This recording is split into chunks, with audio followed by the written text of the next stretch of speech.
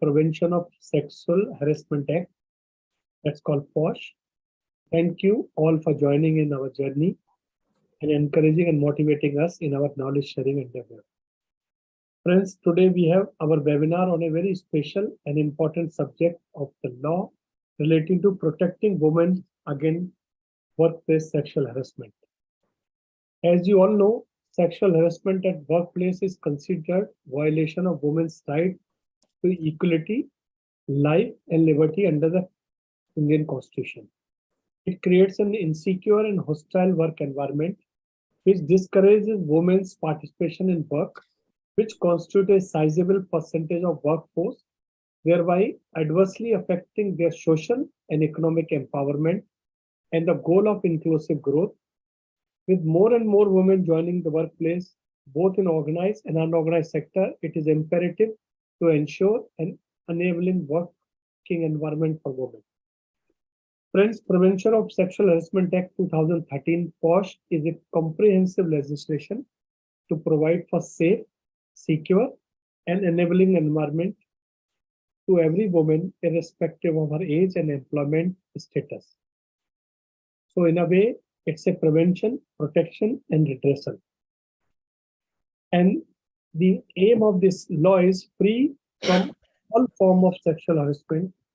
Its objective is to prevent and protect women against workplace sexual harassment and to provide effective mechanisms for redressal of complaint of sexual harassment. Although POSH has been enforced for almost over 8 years, it still remains lack of awareness and clarity on various aspects pertaining to the various provisions like what constitutes sexual harassment, obligation of an employer, remedies, safeguard available to the victim, procedure of investigation, and various other parts of this. Many are not even fully aware of the criminal consequences of sexual harassment. Today, we will discuss all these issues. But friend, as you are aware that when we talk about the inclusive growth, so first point is very, very important and which is the eye opener for all, that as per IMF is estimated that equal participation of by women in the workplace will increase India GDP by 27%. You can understand that if women will participate more, then India will grow more. This is one directly connected to this. The economic impact of achieving gender equality in India is estimated to be US $700 billion of added GDP by 2025. But the problem is women in India represent 29% of labor force, down from 35% in 2004. It is a huge significant downfall. India ranks 120 amongst 131 countries in female labor force participation rate, and rates of gender-based violence remain unacceptable high in India. Women contribute to the GDP in India is a 17%, global average is 37%. So we can understand the power of participation of women in inclusive growth. And because of this sexual harassment, it impacts. Other factors are also there, but this is one of the biggest factors. So we have to understand that this law is not just for the sake of another law to avoid some criminality, but this law is very effective tool to increase the GDP of country, because if there is no harassment, more and more women will join workforce.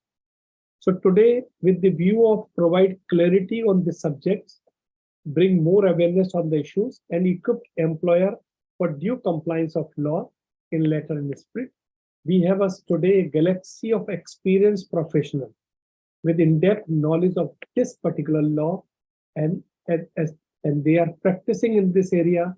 They are participating as a member of various IC committees.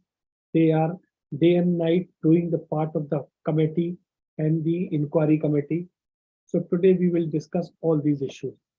So first, I welcome Ms. Gurmeet Kaur. She is a founder and facilitator, 5 Pillar Consulting, which is the service and training company established in July 2020. She has over 28 years of experience and has been part of 6 successful startups. I welcome Madam Gurmeet Kaur for this program, and I hope that your experience will help us to gain more knowledge. Thank you, Pawan. And we have Mr. G.P. Madan, is a founder, Madan Law Chamber, and M&A Task Force co-chairman of SHM. He has been over 3 decades of vast practical experience in corporate legal secretarial, capital market, financial and managerial discipline.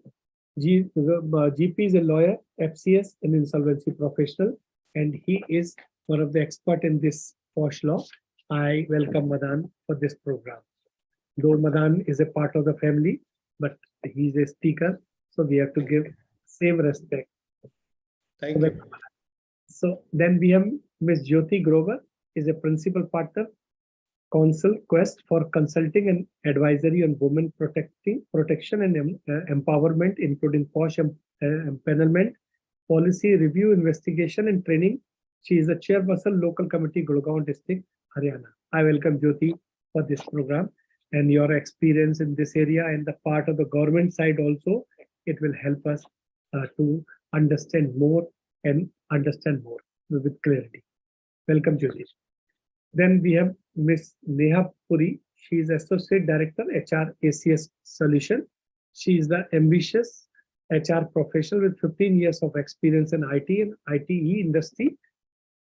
She has proven track record of managing entire employee life cycle of human resource. And we are aware that IT and ITE industry is the second highest where sexual harassment cases are reported.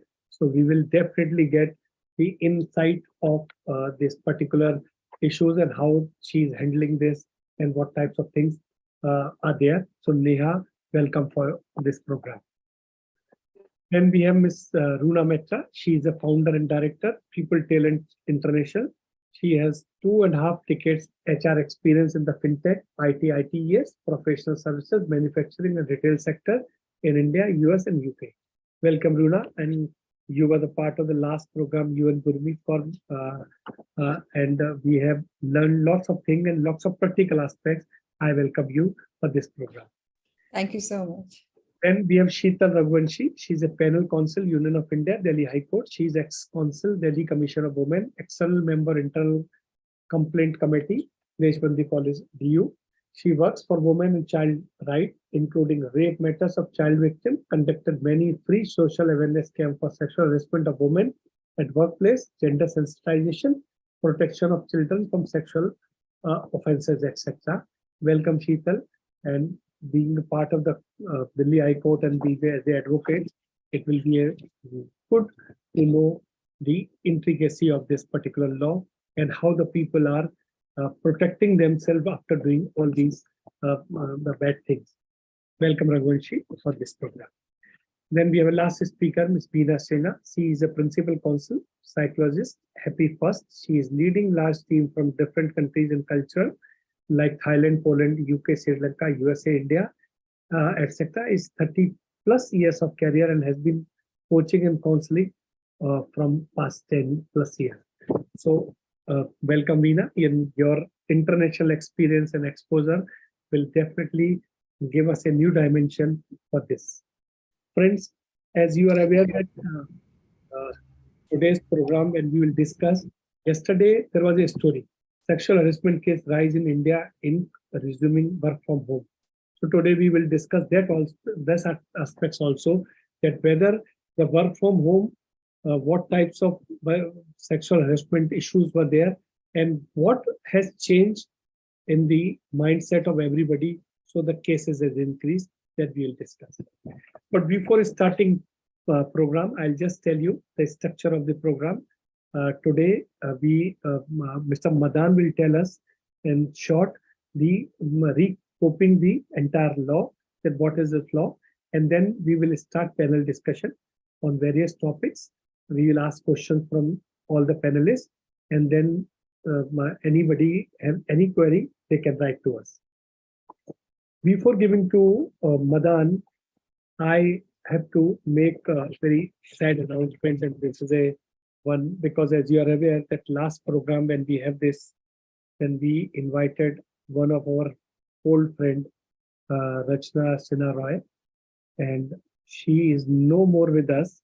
And I want to give a tribute to her because she was old friend and she was part in last program she organized along with Madan, and she is no more with us. We lost her. I request everybody to just pay tribute to her, and then we can start. So just 1 minute silence.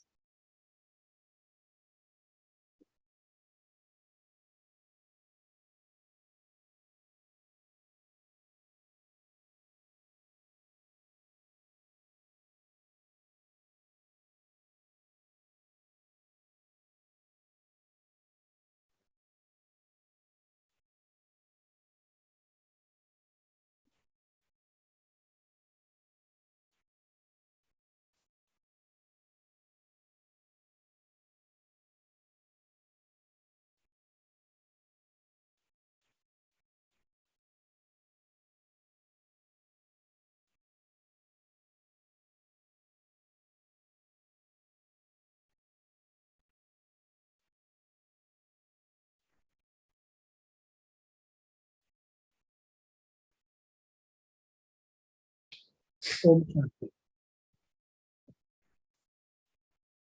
So, friends, we are starting with, I'll request first Mr. Madan to just tell us in short, because this purpose of this program, no doubt all our expert, all our experience, and we will discuss practical aspects also.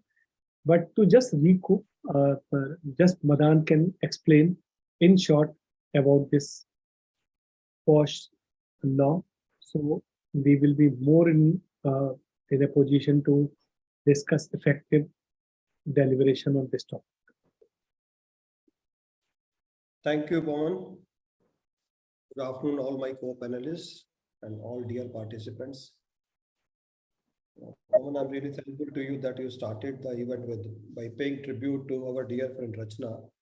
I still remember her face, person full of life. All of us knew him since the time when she just qualified her company secretaryship way back in 2001. It has been 21 years. After that, we met together a number of occasions. We partied together. We traveled together. And during last 3-4 years, actually, she brought revolution in NCR region by advocating this particular legislation. And today, I'm thankful to Ms. Jyoti Grover that she is carrying her legacy, and we have Ms. Jyoti Grover from the same organization. Thanks to you, and I hope that we will never allow anybody to forget Rachna and her contribution to this field. Absolutely. I Yeah. totally echo your sentiments. Thank you. But the nature took her away some months ago. Very sad.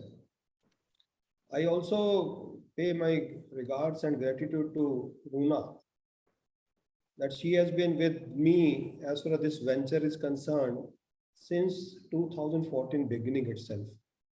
This legislation became a reality in December 2013, and I remember we had our first event in the month of March 2014, and that was a beginning. And after that, we had series of events, not only in Delhi, but in the entire country, we had series of events. Thank you, That is GP. why I call her also to be one of the pioneers in this field. GP, you are my guru. So, Guru, I'm your colleague. Okay, now straight away coming to the legislative part of this act, Prevention of Sexual Harassment, in short, which is called POSH. I hope I am having the sharing right. Yes, I do have. Just a minute. Sure.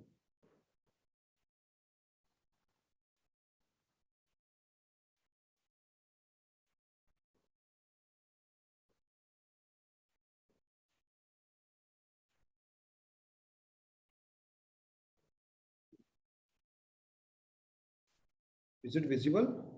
Yes. Just go to slideshow mode. Where is my icon of full screen? I'm not able to find it. And what is that key? Bottom wali key, I'm not able to see it. Top page, which I have to, what I have to press for this, making it full screen? The slideshow, that's all. On the top.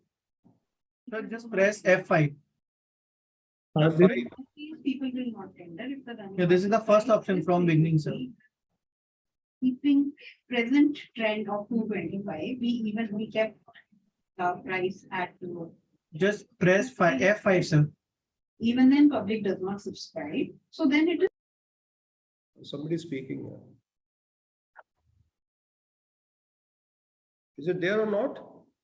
So Madan, just go slideshow where you were clicking earlier. Yeah, this one. Yeah. Just click and go from beginning and then go on the right hand side or left hand side. Yeah. Okay. Yeah. That's it. Thank you. Friends, Mr. Pawan Vijay has already given you the brief background of this legislation, and I'm really happy that Pawan actually discussed this power of participation of women. And that actually reminded me of one global survey with regard to the participation of women, and that is with respect to presence of women director on the boards of the companies. And as per the global survey, wherever there is at least one woman on the board of a company, it has been found that all those companies have performed better than their peers. Their profitability is better, their revenue is better, and the chances of insolvency in those companies is very, very remote. Those companies are less prone to insolvency. This is what the global finding is there. That is what exactly the role of women and the role of power of participation of women. Now, coming to this particular legislation, as Pawan also said that women have got some fundamental rights under the Constitution of India. Their right of equality, right to have your profession, right to speak, right to have personal liberty, right to have live with dignity. So all these rights are available to every woman in India. Keeping these rights in view, way back in late 90s, actually in early 90s, there was one famous incident happened, Bamri Devi case in Rajasthan.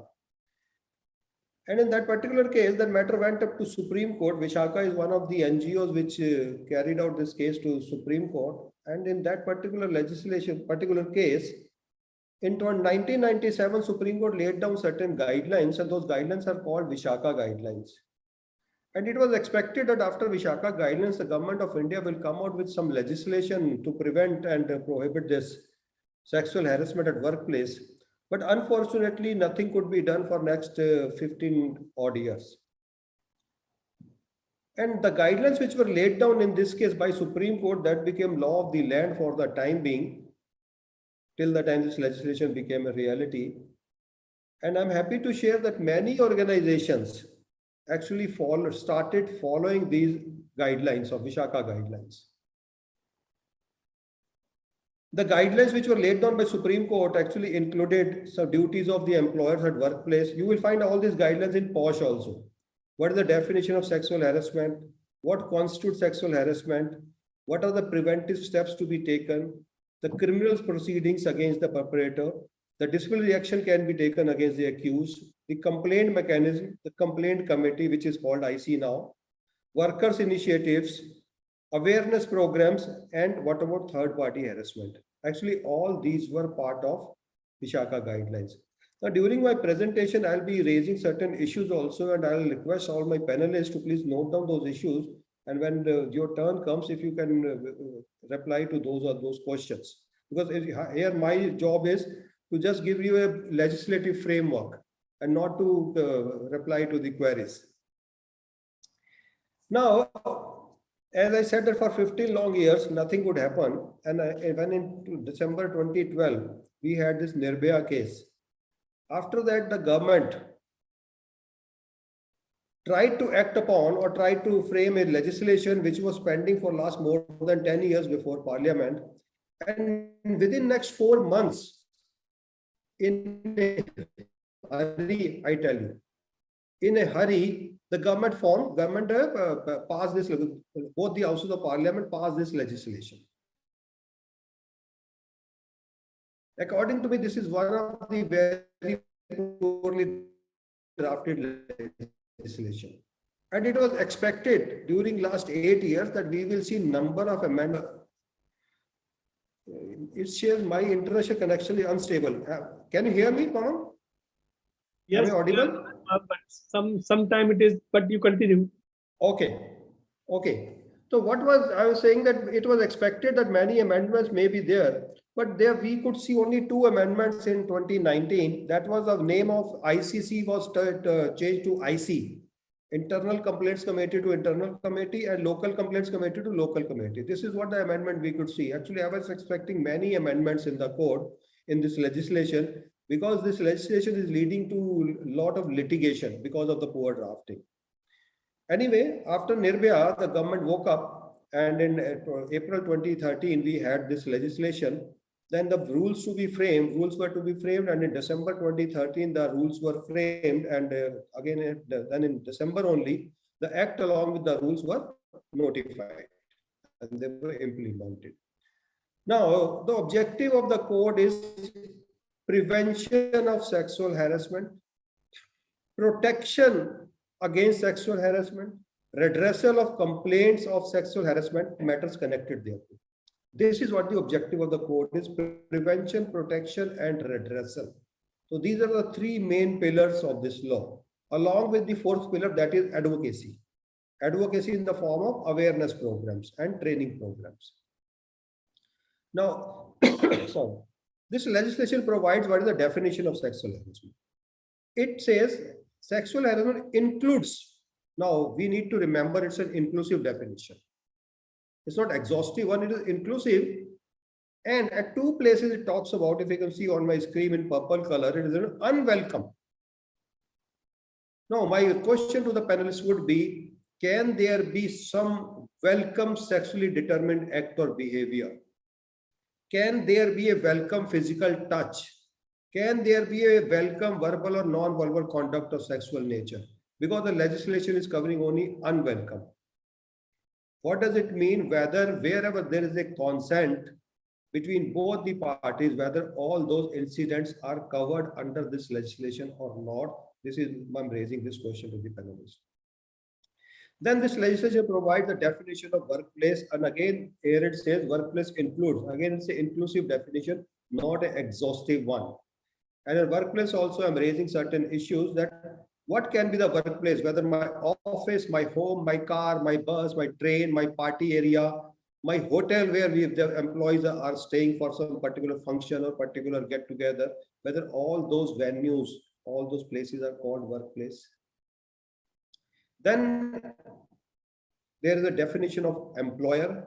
Again, it's a vague definition. I think it should be strengthened further. Then section 3 is the main section. It talks about prevention of sexual harassment.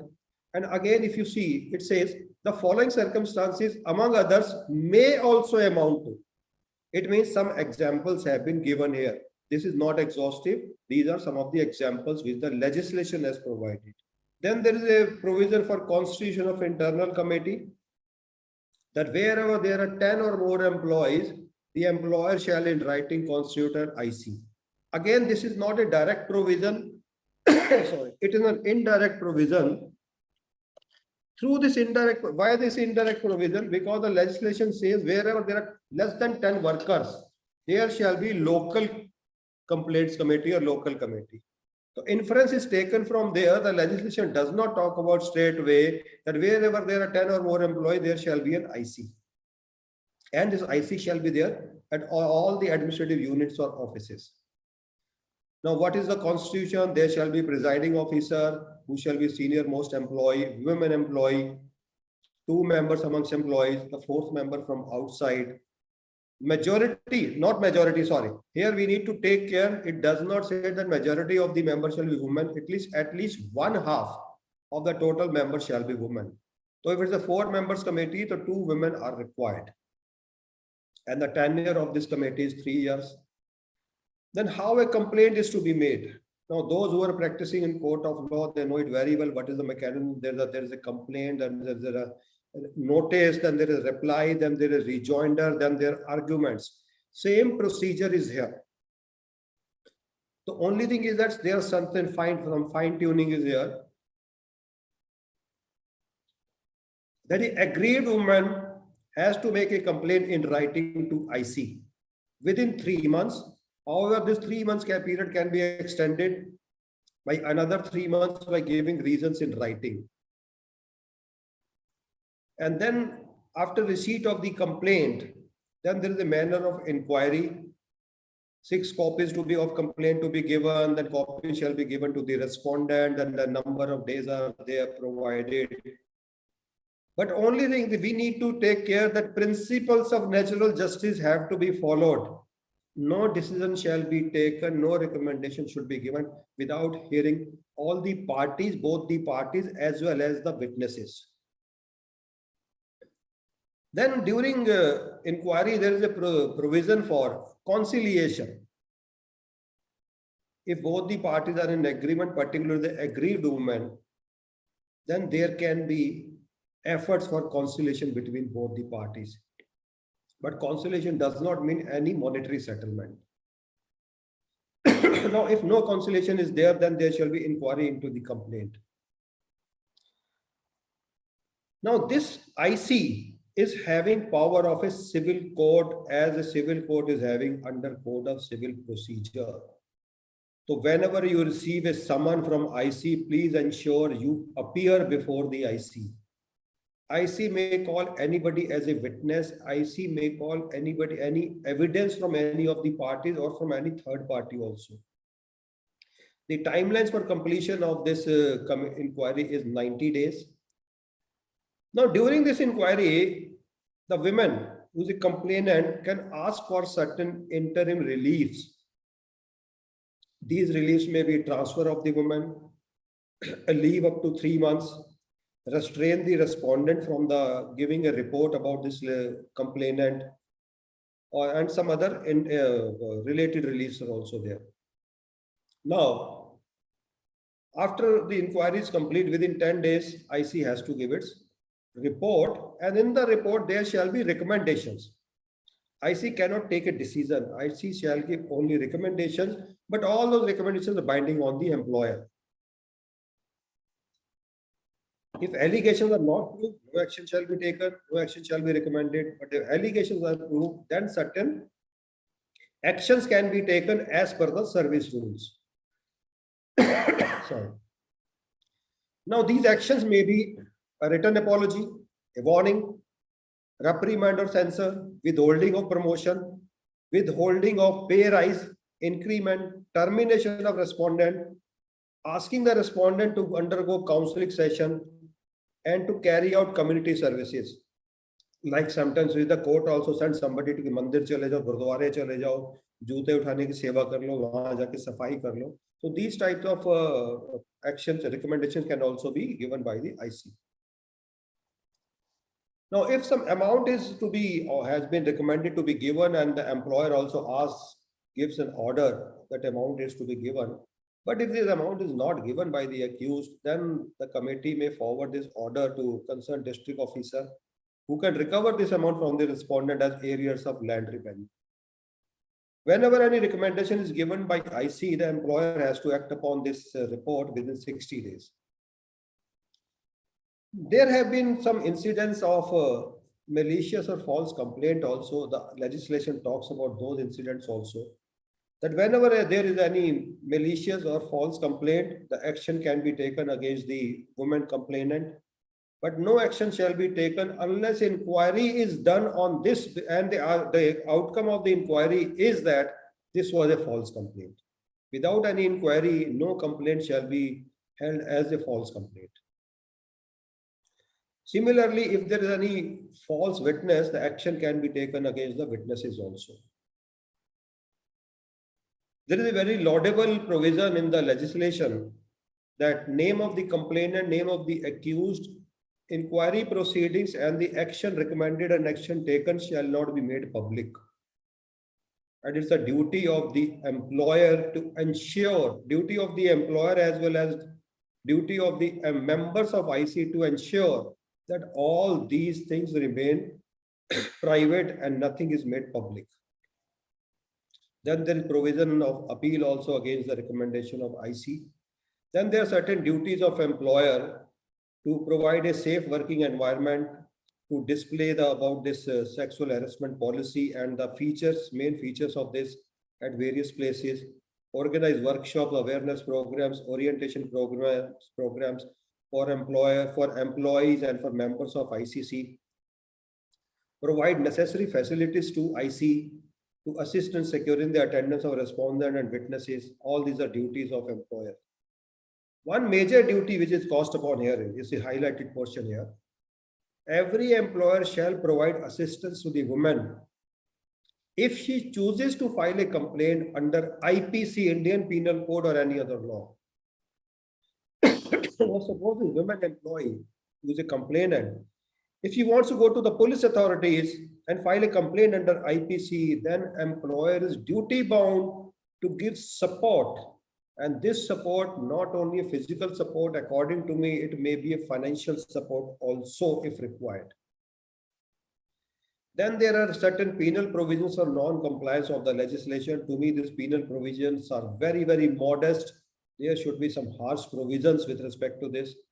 But actually, if you are a large company, and if there are any complaint against any of the officers of the company, and tomorrow if this incident becomes public or media captures it, I think there cannot be a better punishment than this, because it actually leads to defamation, loss of reputation, loss of name, loss of goodwill, and sometimes loss in the stock prices of that organization also. Then, friends, there are provisions for disclosures in the annual report with respect to the companies. You know it very well that Companies Act talks about this, Section 134, as well as your Civil Standard 4, which is on board's report. In SS4, we have actually provided that every board report shall provide at the end of the year that how many complaints were received during the year, how many complaints disposed of, how many new complaints received, and what is the total number of complaints at the end of the year. So, like we said, the opening balance, number of carried forward complaints, complaint received during the year, complaint redressed, and in the last, total number of pending complaints at the end of the year.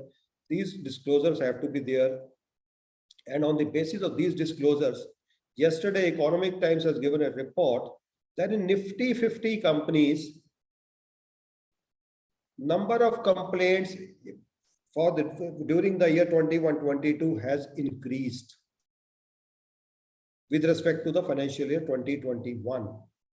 Now, whether this number, I raised this question yesterday also, whether this number increase in number of the complaints just because the number has gone up or disclosure has gone up, or actually the number of incidents have gone up. There may be a possibility last year there were number of incidents were more, but because everybody was working from home, the complaints were not being filed. So we need to have some sort of introspection. We need to have some sort of discussion also. And I think with this, I come to my end of my presentation, which is a legislative framework. Now we will have the panel discussion. Thank you very much. Thank you. Okay, thank you, Madan. Thank you very much for giving elaborative explanation of law. I'm just starting with you only because some questions you have covered. What is the objective of this act?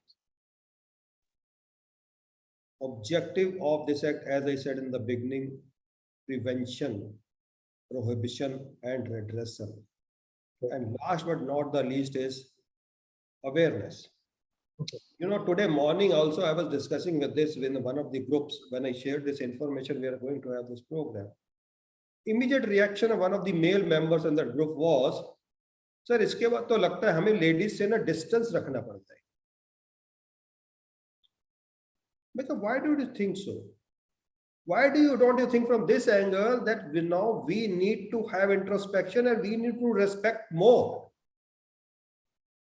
That is the intention of the legislation, that women are also got equal rights like we men have. So this is a question of equality. So when there is equality, the treatment which we expect from others, the similar treatment, ladies also, the women also expect, and we must extend that treatment to them. That is what the objective of the law is. And if somebody does something wrong, then the person should not be spared and punishment should be provided. Okay. Gurmeet, madam, can you just tell which are the organizations to which POSH Act applies? Sorry, Pawan, I lost you. Can you repeat the question? Which are the organization to which POSH Act applies? So the POSH Act applies to almost all the organizations. Like Mr. Madan also pointed out, they use the word includes. So which means this is about all organizations, government, private, formal and informal. And in the informal sector, even the housemaid, the house help who comes home, for them the workplace is the house where they're coming and working. So the workplace definition is fairly extensive. It also includes the transportation which the company organizes to go and to go for meetings, etc. outside. It also includes those places where typically, the employer outside of the office, where we may be going for a party, we could be going for a discussion, it could be a hotel, it could be even a lift. If there are 4 colleagues traveling together in the lift, for a common purpose, that also gets included in the definition of the workplace. Okay. Madan, you have given the explanation of law. Now, I think the questions which we are receiving and we have already received, we have categorized in various categories like what is sexual harassment, what constitutes sexual harassment, workplace, who are covered, what are the inquiry process, policy, all these things are there. So before going to the specific question, I'll just want to discuss with all that what is not in the law and you are facing some issues. So I will start with Una madam.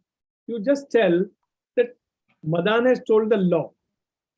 And I will ask each questions now, which we have received.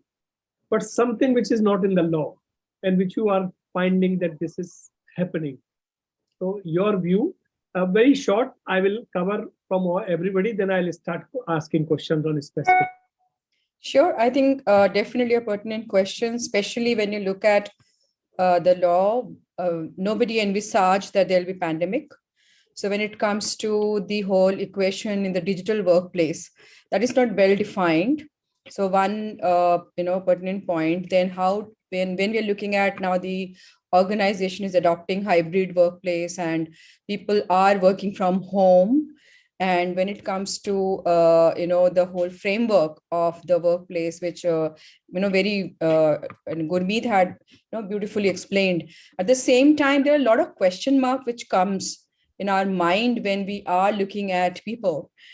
So one is that, and secondly, when we look at the employees, when we come to today's world, the gig workers, there are a lot many freelancers, consultants who are not working. We are not even talking about full-time, part-time. We are really talking about people who are getting engaged in certain manner with the organization to perform, to be part of the whole business.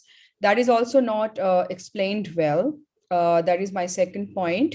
And when you say that, we are inclusive in terms of female gender, but the whole context of being gender inclusive, we are looking at women at workplace. What happens when we say otherwise? GP sir already covered about, if the malicious intention is there, what is to be done. But sometime to demonstrate that it's an equal opportunity organization, and we are talking about safety, security, and motivation of all the employees who are part of across gender, across generation. I think things are not very well covered. It's definitely for women, But to ensure that implementation is easy and give an equal opportunity to people to feel safe, I think that is also not very, very explicitly defined. I'll stop here. There are many points. Madan, you can frame what I have said because you have were talking about the practical aspects, which is not in the law. So you can pose questions to other panelists. Okay, so now it's my turn. Okay. We were just discussing about this malicious application. Actually, what we find sometimes whenever there is a women-related legislation, whether it's a domestic violence or anti-dowry or this POSH, normally it is said in the society that these are female-oriented legislation and they may be misread and misused also. Now, what is the base on the basis of your practical experience? What do you think? Has there been any misuse of this particular legislation? Because if you see on the 2nd of September last month, there has been one suicide in Gurgaon. One 41 years executive committed suicide on the basis of the complaint, a sexual harassment complaint, which was filed against him. Now that does not absolve him if he has done something, like suicide does not absolve him. But these stern actions can be taken by the individuals if there are malicious complaints. What are your views, whether the law is being used or misused? One by one, may I speak to first Ms. Jyoti Grover? Jyoti, your turn. Then I'll come to Veena. Okay, so I let me give you a perspective from the local committee. In the last 6 years, I have come across almost 30% cases which have been malicious, and they are malicious. You have to distinguish between malicious complaints and, I would say, frivolous complaints. So malicious complaints typically are under Section 14. The intent is malicious. And we've had to deal with those cases very carefully because, the spirit of the act is, okay, we want to be biased towards the woman. But when we are able to establish, we've actually given punishment to 2 such cases in the last 3 years. And if, of course, like you had earlier said, a lot of these cases, even if it's malicious complaints, they again go into litigation. And in these 2 cases also, the case is currently pending in the High Court. Then it comes to frivolous complaints. These are complaints where seemingly the victim feels that she is being sexually harassed, but actually it's more workplace bullying. And there, the respondent says that she is being malicious. But when you actually go into the inquiry, you find that she has no other channel to air her grievance. For example, use of offensive language. Now, you could look at use of offensive language under Section 2N as, sexually colored remarks. But there are a lot of case laws which actually clarify that it is not sexual harassment, but it is more unprofessional conduct. So in cases like this, then we have to play the role of a mediator and explain to both parties, and also go back to the employer and say, okay, you need to do a couple of things. But yeah, malicious complaints is worrisome. There are 3 cases, 3 court judgments, which have very clearly also established how to prove, because the IC has that real onus to prove that the case is actually malicious. So we have to handle this very, very carefully. Thank you. Yes, Veena, your views, please. Thank you so much, sir. See, I have been in the corporate world from past 30 years, and I have even presided a POSH committee many a times. And these malicious case are what I have seen in my 30 years in the IT corporate is very, very few. There have been, and there will be exceptions, like what happened, mishap that has happened with this person. There will be these cases, but primarily, I think we are working towards making the environment safe for women. And I have seen that women are still not, feeling safe. Even in the corporate world, they are not ready to speak up. So I think my job has always been to actually encourage women to speak up, and even if it is like they feel that this is something which is not right, and it may not fall under POSH, but my endeavor has always been that they have to come up. They have to come up and talk to the senior women leaders and share what they are going through, so that we can actually create the environment, a safer environment for more and more people, women to come. Because when you said that the GDP is affected by this, when you also shared the percentage of women that are working in India, I really feel very ashamed when I'm talking to people in UK or Poland and all. I see there is such a big difference in the way women are treated there and in the way we treat women here in India, where Ma Durga and Ma Saraswati and all are there. Thank you. That's all. Okay, yeah. Thanks.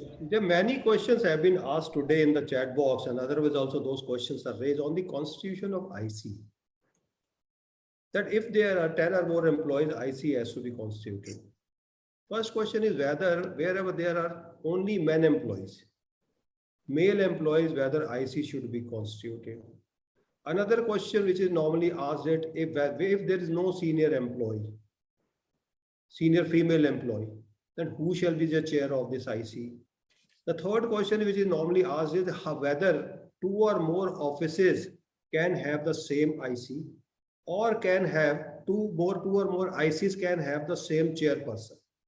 These are some of the questions on constitution of IC. One by one, if you can take it, Gurmeet, Neha, Runa. Madan, I will suggest first we can finish the general part which we have raised. Actually, I was going through the chat Q&A box, and majority of the questions are on this. So I thought let me settle this curiosity of the participants. Sir, एक rapid fire करिए. Gurmeet this question, Runa that question. We do, because जवाब देते हैं. that we can do in the question in the part. So I think two speakers are Neha is Neha, you can cover the what is not in the law and what is your view.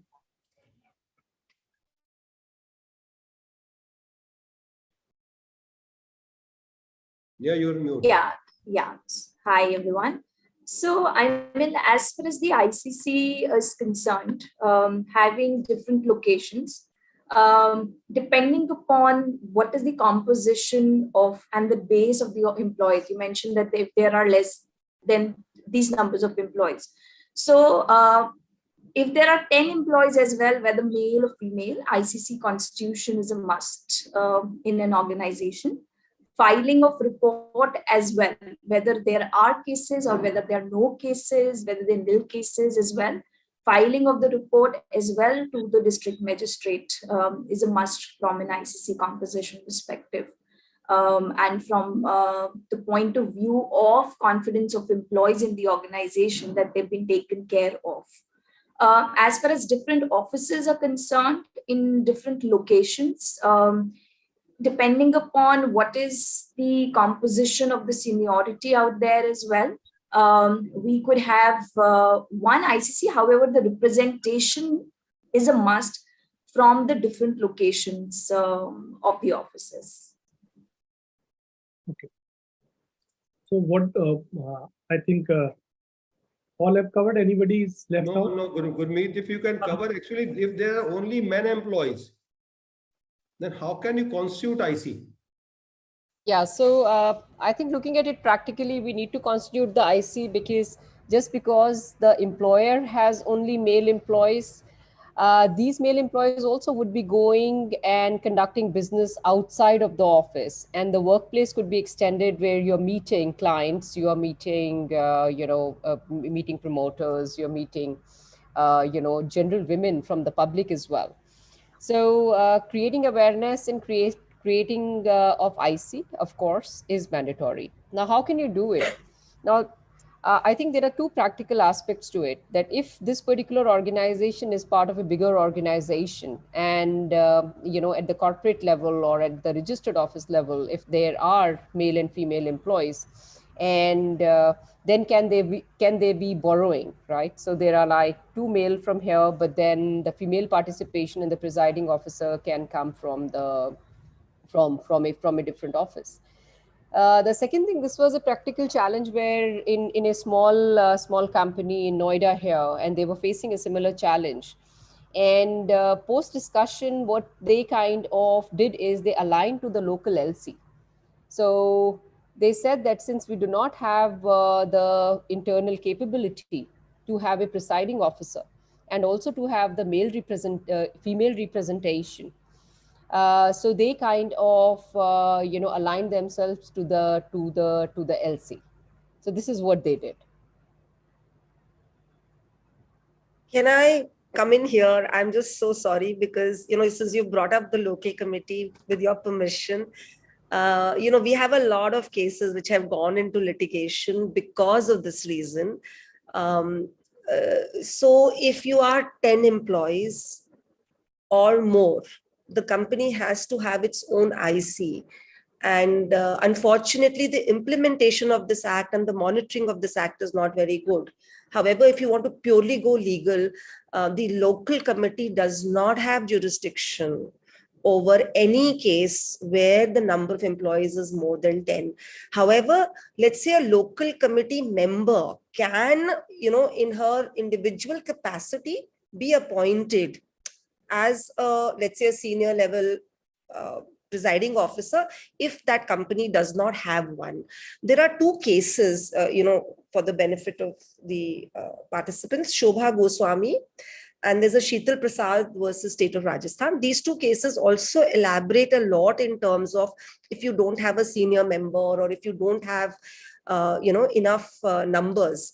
But I would not advise to align with any local committee, because tomorrow, if let's say either party were to go to court, it would also put the local committee into, into problems.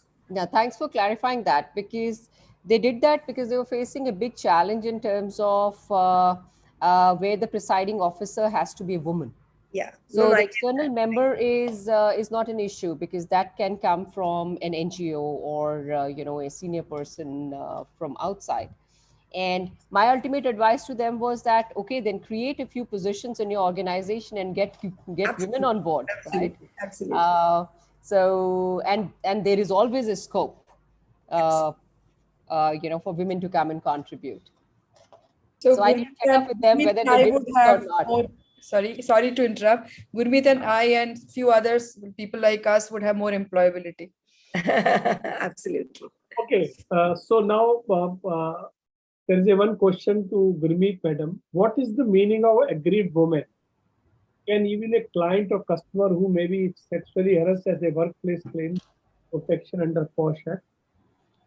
Yes, I think as the Act kind of talks about who can complain and what does an employee mean, the definition is kind of extended, and it includes your permanent full-time employees, part-time employees, volunteers, contractual workers, and a client also, who's visiting your premises. So all of in context of the workplace, any woman, irrespective whether she's employed or not, is covered under the POSH Act. So if I may add, even vendors, for example, we have housekeeping people, we have, so there are many such professionals who are associated with us.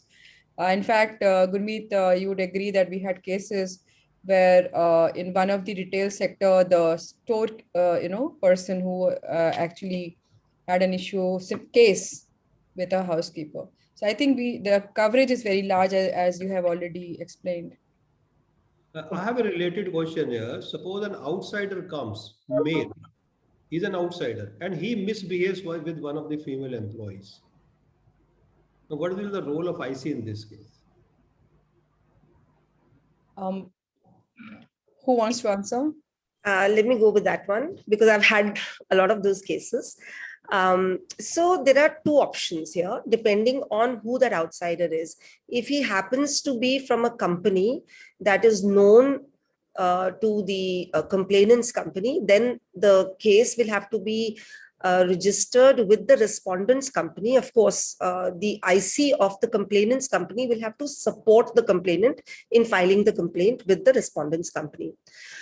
The second option is where, for example, the respondent does not really belong to a company which has an IC. In that case, the case will go to the local committee. Of course, the decision of whether you want to take the case to the local committee, or depending on the nature of the offense, there may also be a need to file an FIR and actually put the, file a case under section 354 A, B, C, or whatever the nature of the offense is under IPC. The reason I'm saying this is because we see that a lot in retail stores. We also see that a recent case in the real estate sector, where a lot of the sales women have when they're showing their properties around, for example, sometimes these clients totally misbehave, and these are all maybe residential buyers, may or may not be belonging to a specific company. So it has to be handled case to case. But what is very clear is that the IC of the complainant's company cannot handle the case, purely because the award or whatever the punishment that the IC will come up, assuming it does the inquiry, will not be really applicable, because the service rules of the respondent's company become applicable. Sorry, may I ask something from Jyoti, please?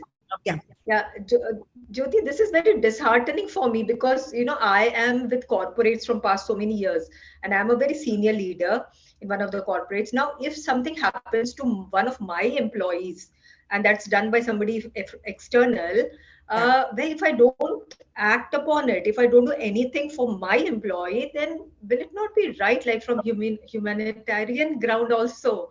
Yeah. I would always want to actually file a complaint within my POSH, right, and help the employee. Which you will. But the problem is that, the IC of the complainant's company cannot do much. They may call this guy, for example, and then they summon him. And I'm telling you practically what happens. They may summon him because you have a quasi-judicial authority. If he doesn't turn up, he doesn't turn up. In a criminal case, I can send the police to nab him. But therefore, what I would do is, for example, let's say this case happened in a lift, or let's say, I'll give you a real case that happened. So this was a case of an airline employee who accosted a woman on the Delhi metro. Now, he really tried to misbehave with her, and she maintained her calm. And when she went home, she sent a mail to the airline. She said, look, I can always go to the media. I can always put this in social media, talk about it. But I would say this guy is there. I know because I could see his whatever ID. And then because this was the respondent's company, the airline immediately took action on it. Now, this is because this woman took that. Now, had this woman gone to her own, like she works in a hospital, she's a doctor, even if she had gone to the hospital, what could the hospital have done? Now, in this particular case, and it's very heartbreaking to see, when the IC of the respondent company got hold of the airline employee, they found not only had he misbehaved with this lady, he had misrepresented the company. And when they nabbed his phone, they found he was running an escort service. So then the IC had to actually, suo moto, also file a criminal charge against him. So I'm not trying to be very legal. All I'm saying is that in these matters, we have to look at the entire spirit. Like the other case I was telling you about, the real estate, usme bhi yahi hua. Like, the time when this woman goes through something like this, she is very, very shattered. There's a pressure from home that, just sit at home. There's no need to work. So the role of the IC then, and that is the reason why the law also changed from ICC to IC. The role of IC then is to set her down, give her the support, tell her we will be there all through. Now you tell us what you want. We will either take you to the respondent company, or we will take you and file a police complaint. So, don't be disheartened, but I'm just saying the role of the IC has to be played very differently. Veena, I have one opinion here. If the respondent is an outsider, how can IC take any call? Because IC's recommendation will be confined to the service rules. And these service rules are not applicable to the outsider. So you have to some out-of-box thinking, and may have to take action outside POSH, maybe under IPC or any other legislation. So I think there are couple of ways. One is that we talk about outsider.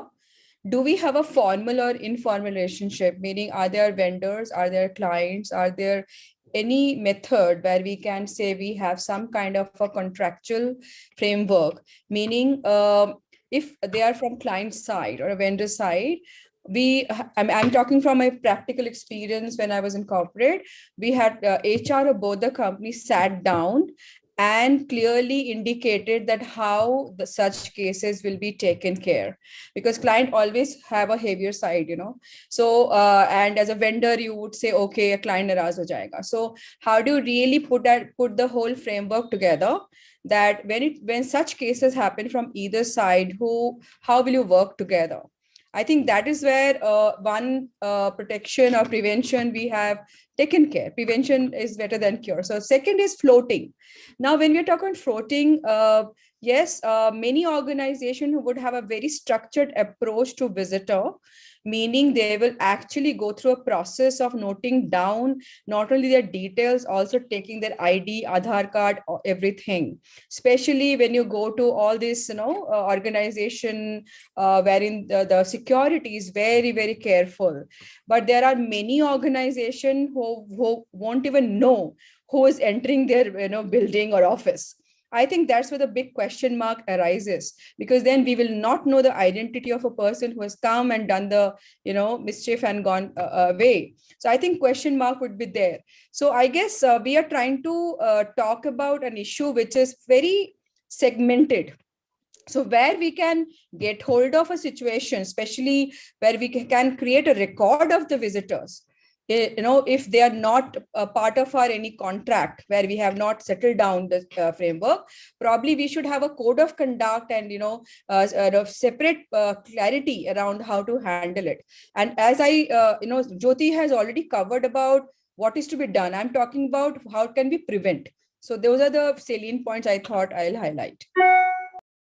Okay. My next question to you, don't you think that this protection should be extended to men also, male employees? So when we talk about safety, I think it is for all. I don't think we are biased here. When it comes to entrance in the organization, we don't tell that only male visitors will be putting the entry. I think everyone, all genders are requested, and it's actually a protocol in the organization that you put your detail. So I think the answer to you is that I think men also require safety. They can be vulnerable situation. So as an HR professional, I'm talking about the legal protection. Legal protection, I don't think, we all know that it is not meant for men. So very unfortunate. No, but the way that we corporates are having this gender neutral policy, though the legislation does not provide for that, but some sort of protection is being granted by the organization to men also through this gender neutral policy. So Veena wants to point out, I may add later, Jyoti also raised hand. So let So, Okay, now quickly, I would just a minute. Veena wants to respond. Madan, Veena wants to respond, please. Yes, sorry, Veena. just a quick one. Yeah, I was trying to say that in corporates, HR has a grievance cell for men also. So men have been going there, men have been approaching HR if wherever they have felt unsafe or wherever they have had any grievances. So it's not that men are not treated equally, but POSH, I think, if you ask me, I feel POSH has to remain with women. Let us first make women, safer in the working sector. Definitely, maybe after 10 years, 20 years, POSH may include men. But for now, I think let us fix what's wrong with women working in the organizations. There was a reason, I think. Yeah, sorry, there was a reason. Sorry.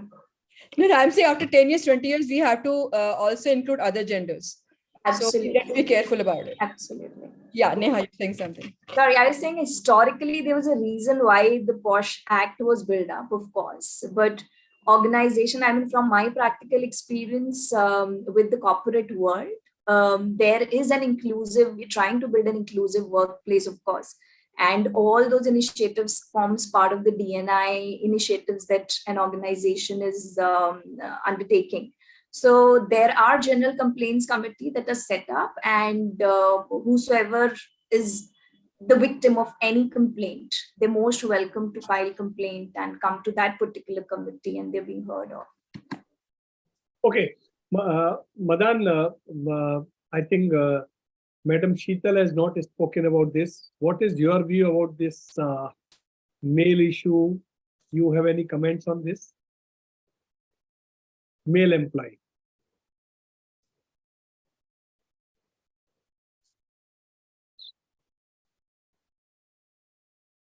You have to unmute yourself. She's on mute. She's on mute.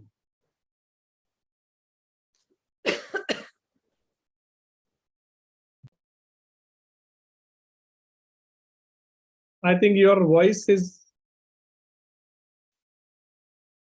Sheetal, we can't hear you.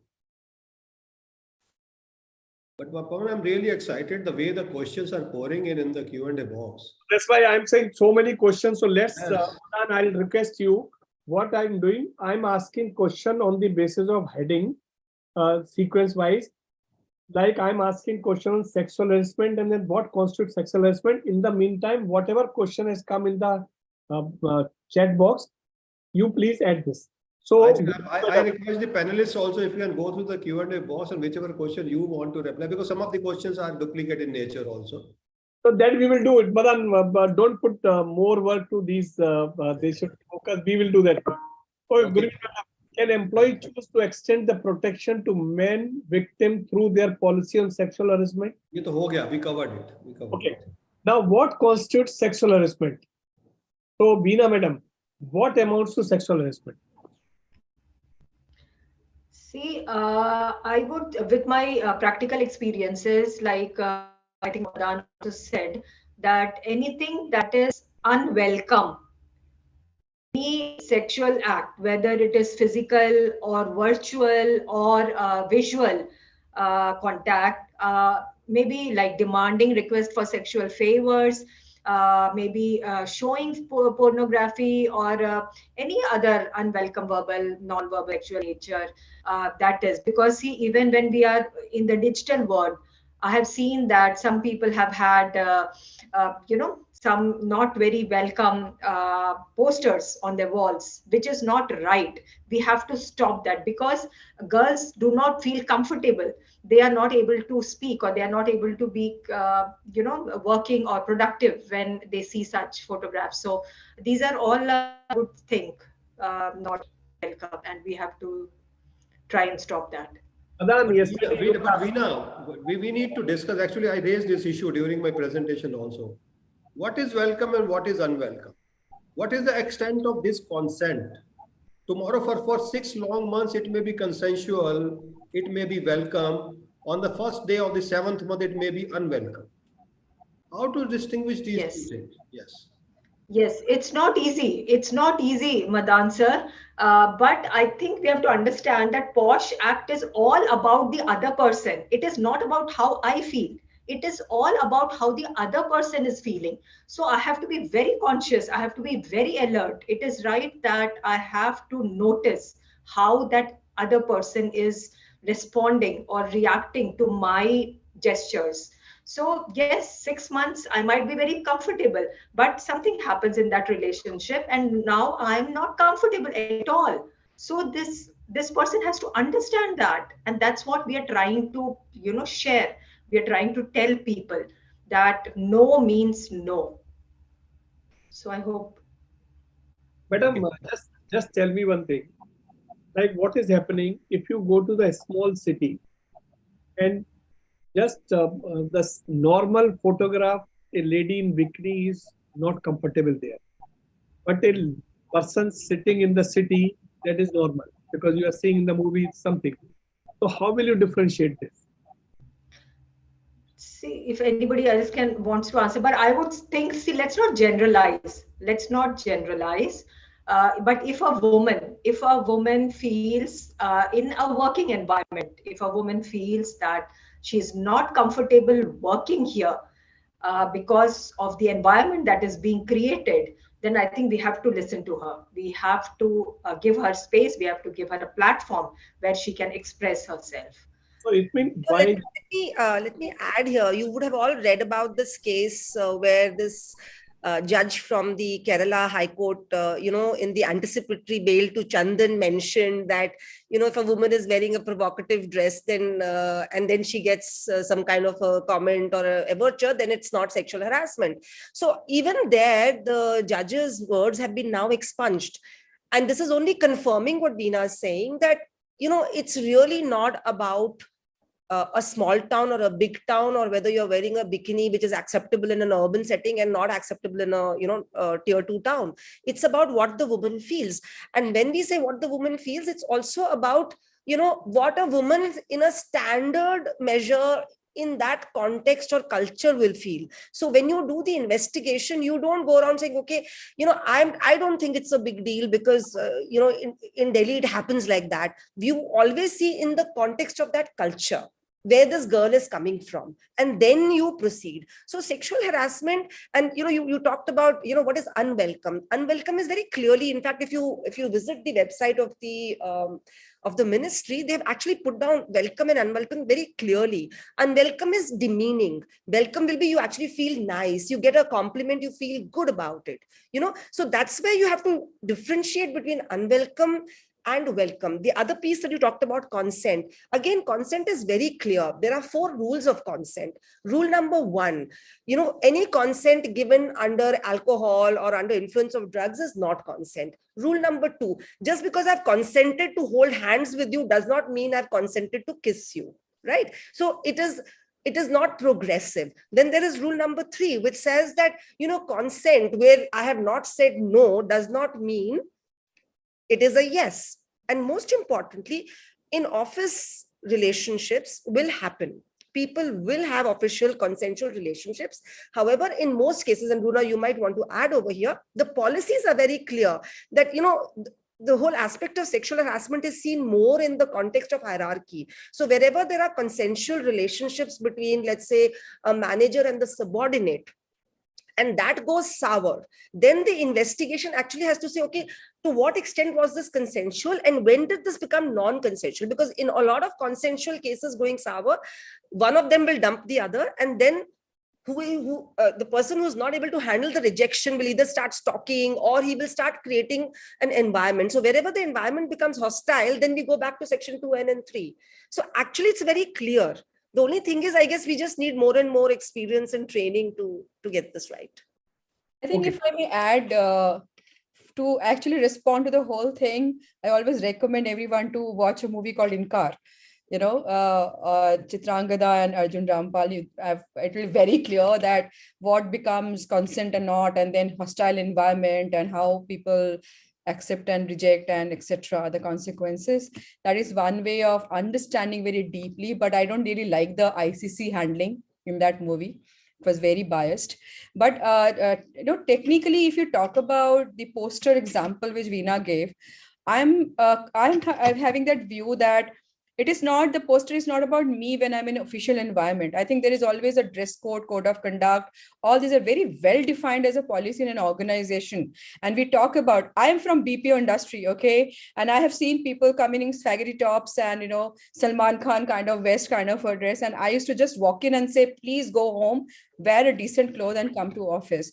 That used to be the way HR would look at as the behavior in an acceptable behavior in an organization. Similarly, when we're talking about poster at the back, when you're in a video, scenario, everyone understands that, I'm not here sitting because I like it. It is also the people who are part of this whole group where I'm communicating.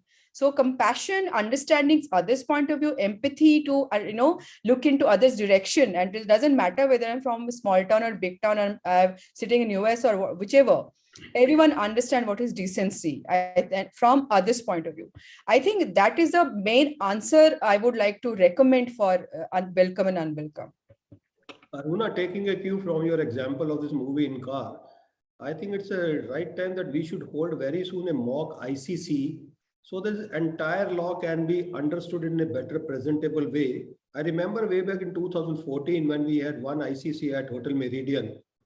And one of the main architect of that ICC, Rakshanda, is actually one of the attendees today. We can take her support again. We can have one mock ICC maybe for 2 to 2.5 hours. And that will be a wonderful exercise. Thank you, VGP. I think we'll be very excited to do that. Let's Yeah. do it. Yes. Pawan sir, clue to you. Yeah. So, because Madan, my work is to complete, because now we have a 40 questions and I have 60 questions, 100 questions. So we have to be fast, and I will not allow other to interfere because we want to give more things. Okay, now, can verbal conduct also amount to sexual harassment, Gurmeet madam? Yes, please. As per the Act, physical, verbal, non-verbal, unwelcome conduct of sexual nature, all of that is covered. Does staring amount to sexual harassment, and how many minutes, how many seconds you can stare something? No. So of course, I mean, the important thing is, again, like Runa also very clearly mentioned, it is not about a person's intent, it's about the perception. So how do you look at the person? Where do you look at the person? For how long are you looking at? And how often do you repeat that thing? And if that, and if the way the person stares at you is making you uncomfortable, that becomes unwelcome. So it is not about for how long have you looked at me. It is also about that you glanced at me and you just glanced for 2 seconds and you looked at me up and down and you just walked off. I think that is an extremely unwelcome, stare. So coming back to the same thing about welcome, unwelcome, does it make me feel good? No, it made me feel bad. Do I feel demeaned? Did I feel good about that, that stare, or did I feel demeaned? That is what defines, the length or the type of the stare. Okay, same. Another question to you. Casual remark made by male colleague during lighter moment without any bad ill intention amount to sexual harassment? Again, again coming back to the same thing about welcome and not welcome. So there's a casual remark, and how do you perceive it? It is about a woman's perception. Somebody casually walks up to me and say, oh, you're looking really sexy. And that particular remark could be very casual, it's unintentional, that particular person does not mean. But then I'm in the middle of a discussion or a thought process, or I'm sitting with 4 people, and those 4 people are strangers, or they don't know, and this guy just walks in and say, you're looking very sexy. And yes, it can be unwelcome for me. So it again depends upon the contextual and the kind of relationship also that I share with that person. So if if this particular casual banter is a given among us colleagues, right? So I also walk and say, hey darling, what are you doing? And that person says, honey, everything is okay. So it's welcome, it's consensual, then it is not harassment.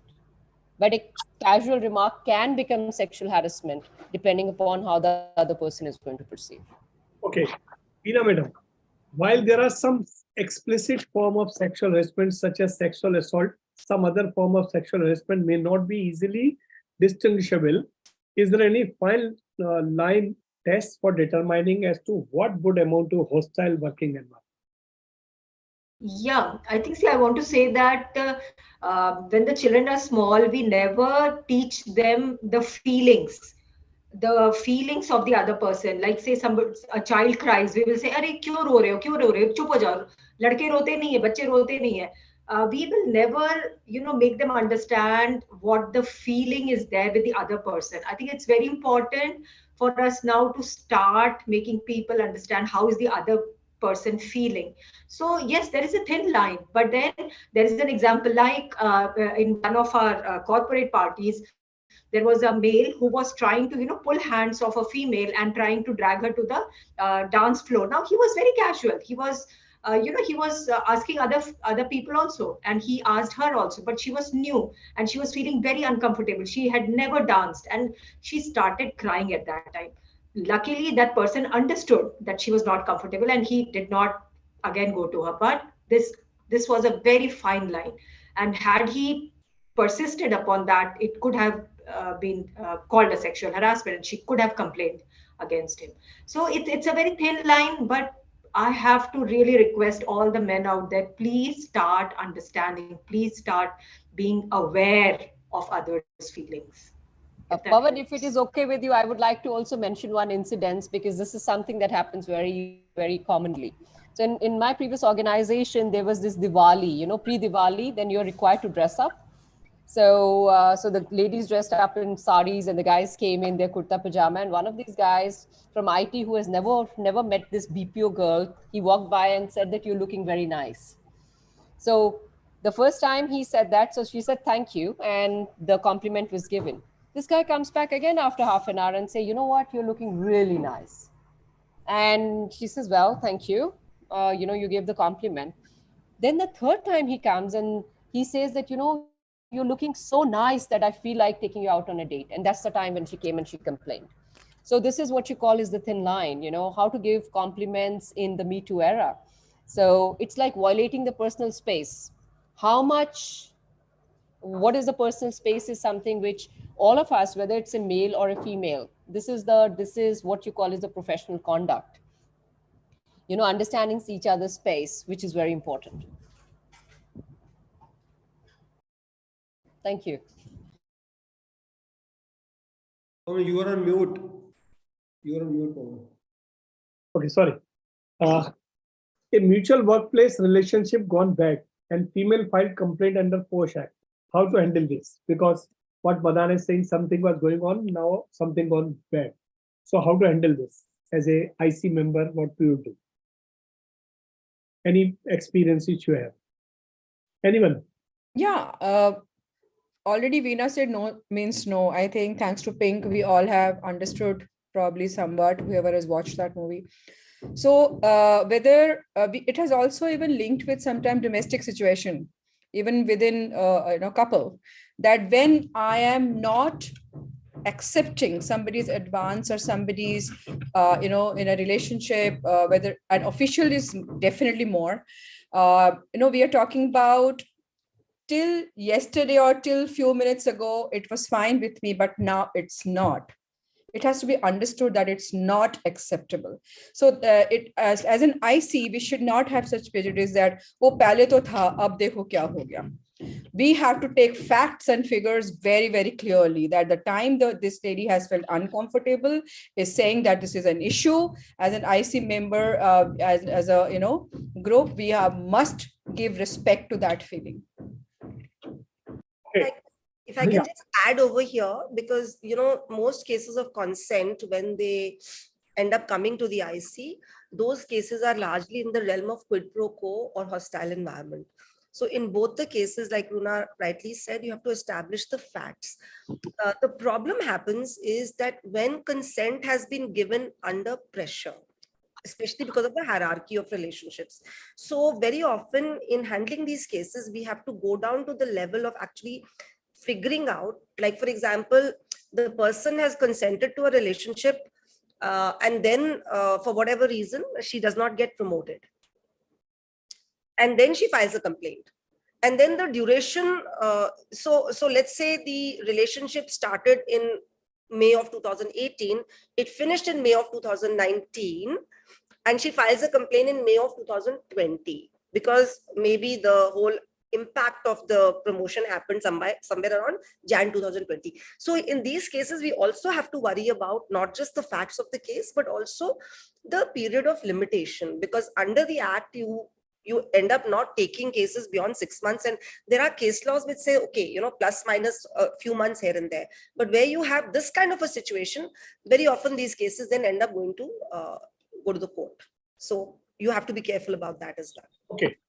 I think this Gurmeet madam has given answer, but just somebody has asked, what is if the employee is harassed at a party or the event hosted by the employee outside working hours? I think that is the extended place of work. Okay, now some question on workplace. For claiming protection under POSH Act, it is necessary that the incident of sexual harassment should have taken place in the workplace. Gurmeet I madam? take that up,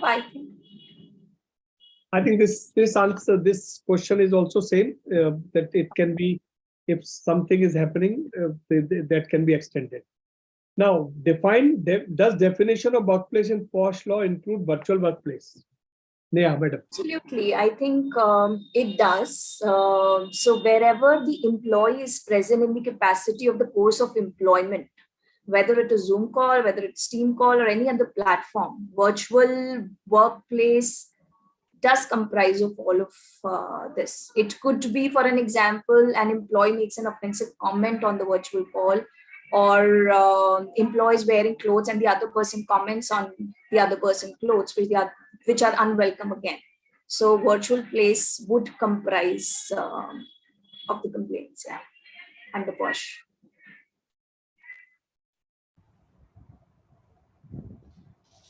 And would just like to also include, I mean, people sending you unwelcome messages, WhatsApp, SMSs, or leaving comments on Facebook, which are unwelcome and sexual in nature. I think all of that gets covered in the POSH Act in terms of hostility. No, just a question on this. Whether any comment on your personal wall on Facebook will be treated as a workplace? We had handled 2 cases, Mr. Madan, in my previous organization.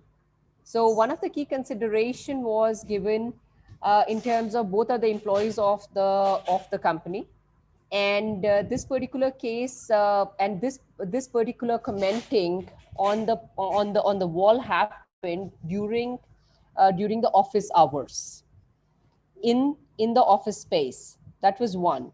The second thing is that it started from there. It started with an email, with an impolite email, and then it got extended to this particular person sending requests for friendship and going out on dates on the Facebook, on the social media page. So the management and the IC did take cognizance that employees of the company, the respondent is in the capacity of knowing this particular person, not from before, but as an employee of the company, was engaging in this act. And this particular person was getting very, very uncomfortable even to come to office from next day onwards and face this person. If I may add, definitely the act is silent about virtual and digital and social media. But when it comes to the implementation in organization, absolutely clear that one POSH Act and POSH policy includes now this explicit, clauses, and also organizations have come up with social media policy. Okay, that how can we, what are the behavior and how an employee is part of the code of conduct, but especially as the social media policies, people have come up and included that part of their, overall HR policy, which also looks into that how, what are their conduct when it comes to their colleagues, employees, and etc. I agree with you. I agree with you. It may be part of code of conduct, it may be part of HR policy, but everything can't be brought within the ambit of POSH and within the jurisdiction of IC. That's what my view is.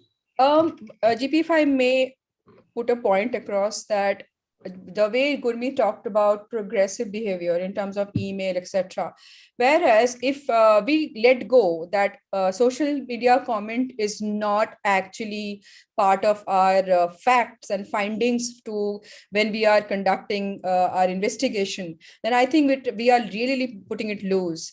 So somewhere it may not be well defined, but a lot of practices that how do we protect the scenario? What do we do take as a data point? I think it's absolutely important to take into view that if people are stalking on social media, people are misbehaving, people are putting dirty comments, and in fact, if you would remember, before this meta world of Facebook, we had seen people have put pornographics in others' walls, so that is where we are talking about. If such thing happens and we identify them, definitely those are data points for IC to consider, and we have done it in our corporate world.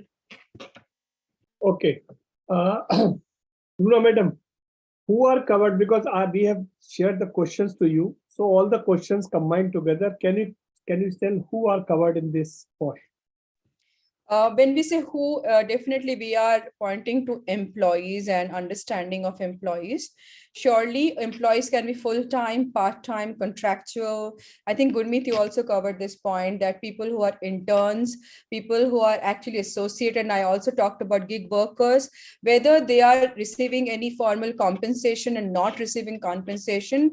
However, they are associated with the organization's business, they would be covered. And obviously there would be some kind of a appointment letter or contractual letter or internship letter, similar formal agreement between them, so they are the one who are covered. Aruna, whether employee, this complainant should be employee or respondent should be employee, or both should be employees?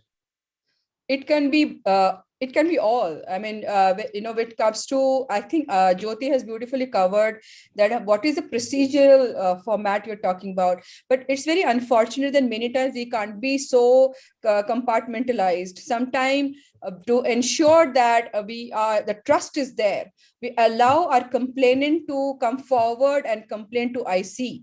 To their host company rather than the organization where the respondent belongs. So we are, for all practical purposes, we have many cases where IC has deputed people to contact the respondents organization and brought both the organization together to solve such issues, because the idea is to solve these issues rather than keeping it loose and say हम कुछ नहीं कर सकते क्योंकि वो हमारी company में नहीं है. Okay, domestic help also covered, Runa? Absolutely, they're aligned to LC. I think Gurmeet again had covered that. Okay, now tell me about the policies. What are the, is every company required to have a policy, or what is the policy point? Can you just explain? We had, definitely talked about whenever there's an organization, they need to include POSH policy as part of their HR policy. That is one simple answer. People get question mark around that 10 employee hai, nahi hai, etc. Even if I don't have 10 employees in my organization, I would say my organization follows POSH policy and this is the way we cover it. It can be a one-pager which expand with a complete, clarity around how the policy works. Because end of the day, whether it's less than 10, more than 10, we would like to ensure that it is an HR statutory compliance and we actually ensure that we follow it. Okay. Okay. There's a one. Papan, let me ask this question on the committee. Actually, majority of the issues with respect to committee have already. So many questions we have received on committee. So Madan, you can ask on this committee question. Like, the number of questions have already been answered with respect to the committee. If somebody is not satisfied, may raise the question again. But one question remains unanswered, that is with respect to the fourth member who is to be appointed on the committee. Who can be this fourth member and how to select this fourth member? What sort of this relationship or conflict of interest should not be there? How to judge that, how to assess that? And actually, what is the policy of the organization also to remunerate that fourth person, if that can also be shared? Who would like to cover that? Maybe two of you. Let me do that. Yes. So there are two things. When you're looking at the fourth member, is the external member. The role of the external member and the appointment. So one thing is very clear. There is no need for that external member to be a lawyer.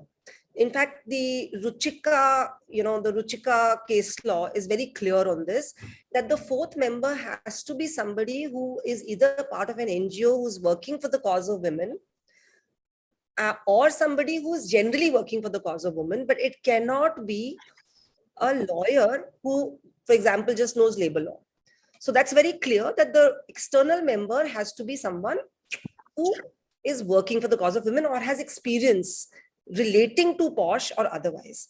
Very often we find that companies will take, because they always have legal counsel, so then they will extend that, okay, you guys cover our POSH as well. Now that's the worst mistake ever to be done. because we've had cases which have gone into litigation where the companies have had to reconstitute the IC because the external member did not really fulfill this criteria. When it comes to the local committee, it's a little different. There, one member has to be a lawyer. So that's a fine difference between IC and local committee. When it comes to remuneration, now the rules of the POSH Act have paid out very, very limited remuneration, but practically speaking, this is not being followed. And the logic that a lot of panel members use is that the law is only laying down the minimum. And if you read the fine print of the rules, it doesn't say that this is the maximum. So I think there is a slight loophole in the law, which is being I would say, exploited. So what you can pay or what an external member will charge, and external members are charging for empanelment, for investigations and so on. But I do know of a lot of organizations who make this very clear rule that the trainer on POSH is very different from the empaneled member. So to that extent, they're able to maintain the balance. Otherwise, yes, you have all kinds of permutation combinations happening. But like I said, the implementation of the act is very, very poor. So even if whatever is happening, nobody seems to get to know about it. Okay. Okay, now I have received maximum question on committee. So what I'm doing, I'm just reading out and tell the name of the person, say a very short. If there is no woman in the company, is it mandatory to constitute committee in the POSH? Covered, already covered. Covered, yeah. Yes. Okay. Actually, majority of the questions have already been covered, which are there. Okay, now what ratio member of male and female is IC required? It's already said majority, at least one half has to be women. Can external member, other member of IC be reappointed after 3 years of time? Answer is yes. In case there is no senior female employee in the organization, can have junior? Yes, answer is yes.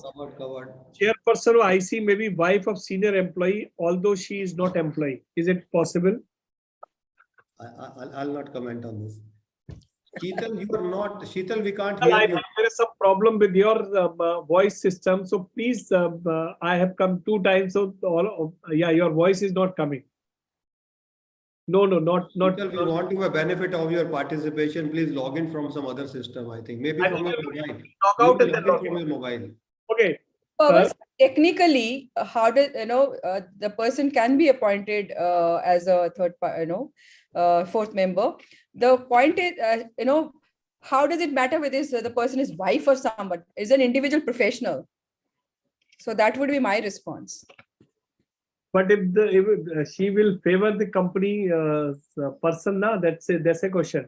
I think that's where the previous question was, that how do you define the neutrality? How do you actually protect that there is no vested interest? I think we have seen even external members who are independent, they get pressurized by management because they also have this fear that, okay, my contract will be taken away. So there can be many types of pressure. I think neutrality is something which is question mark in every situation. But that's why I said technically we cannot demarcate कि उसकी wife है तो नहीं ले सकते. Okay. One of the questions I've just answered online, whether an independent director on the board can be taken as external member. My answer to that is no, because an independent director is also part of the employer team.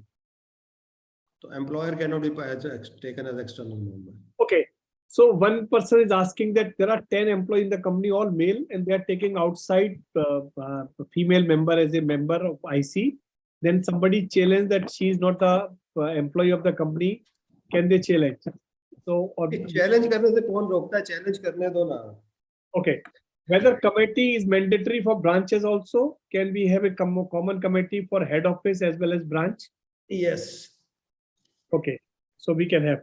Now, few questions on complaints. So Neha, since POSH is applicable to only women, as only women can complain under this act, what is the recourse available for men in the case of their victim?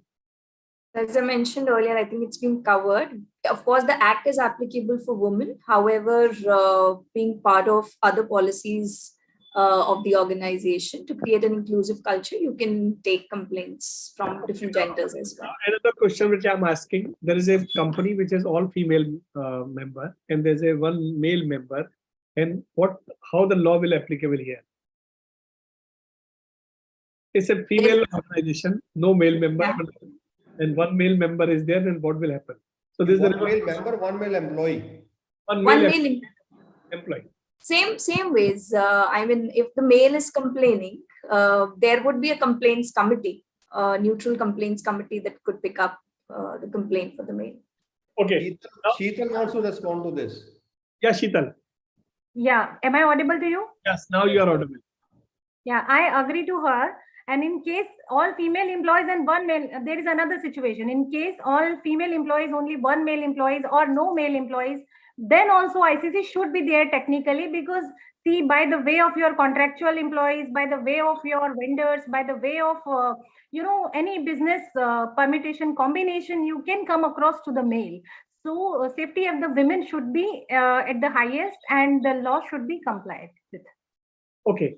Now, few question on complaints. If woman employee visit vendor place, there is and where she has to complain, her company IC or vendor IC? See, there are. Yeah. Okay. Yes, Sheetal, you can tell. Okay. See, there are two ways she can complain, because the person is the vendor. So there is a extended business relationship between both. She can either chosen to complain at her company as well. There is some sort of a business association, like memorandum of association, as I'm working with an organization which is a central government authorized organization, affiliation is there. So they do have contractual employees. In that case, the company which is outsourcing the people, they do have MOU. In case of any sort of sexual harassment, the matter has to be taken up by ICC by the company who is outsourcing. So this sort of arrangement is also going on in the industry. Okay, so the jurisdiction of which IC jurisdiction will be there?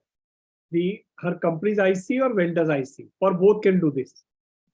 See, both can, but primarily the females who is the employee of the company. Okay. If it has been observed that whistleblower in the company get victimized, even though we have the law to protect the whistleblower, whether such thing happen in case of female employee, bring the genuine complaints.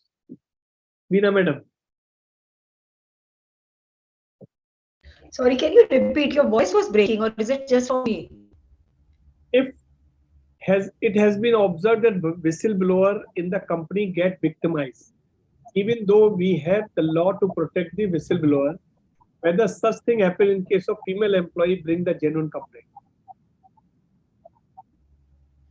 Yeah, definitely. But this woman employee can go to the general complaints committee if it's not a harassment of sexual harassment in nature. Okay. The manager is in the office, called a woman employee into his cabin and directed her to do certain work relating to office, but the approach of the manager required her to do was not proper and fit for proper behavior. Is deemed to be sexual harassment. What should be the women employee to do? Yeah, definitely. If the person has said or verbally or physically or not virtual, but physically said or done something which is not welcome, and the female feels that her space is not protected, so definitely she can go to the POSH and file a complaint. Okay. Similar facts, there is a case study also. There was. What I was saying, there is a case on the similar facts available on Delhi High Court website also. That was in one of the PSUs. The complaint was filed by this female employee against her boss. Then the inquiry was there against the process which the IC followed. A writ petition was preferred in the High Court because it was a PSU. So writ petition was preferred, and as I was discussing yesterday, in that writ petition, the name of the complainant, name of the respondent, the inquiry process, and the recommendation, Everything is mentioned in this petition, everything is available on the website, and ultimately High Court passed an order. Yes, the process adopted by the IC was not proper, hence the recommendations of IC were questioned. It was Indraprastha Gas Limited you're talking about. I didn't want to name it, Sheetal. Oh, I'm so sorry. Okay. But Now- it's already on record. Okay. Is this there? But still, I wanted to keep some secrecy. Okay, false complaint. Now there are some issues relating to false complaint. There are many instances where female exploit sexual trait to the garner promotion, and if required, they also put senior on mat on these same parameter. Company talks lot but does not walk the talk. Gurmeet madam or Runa madam.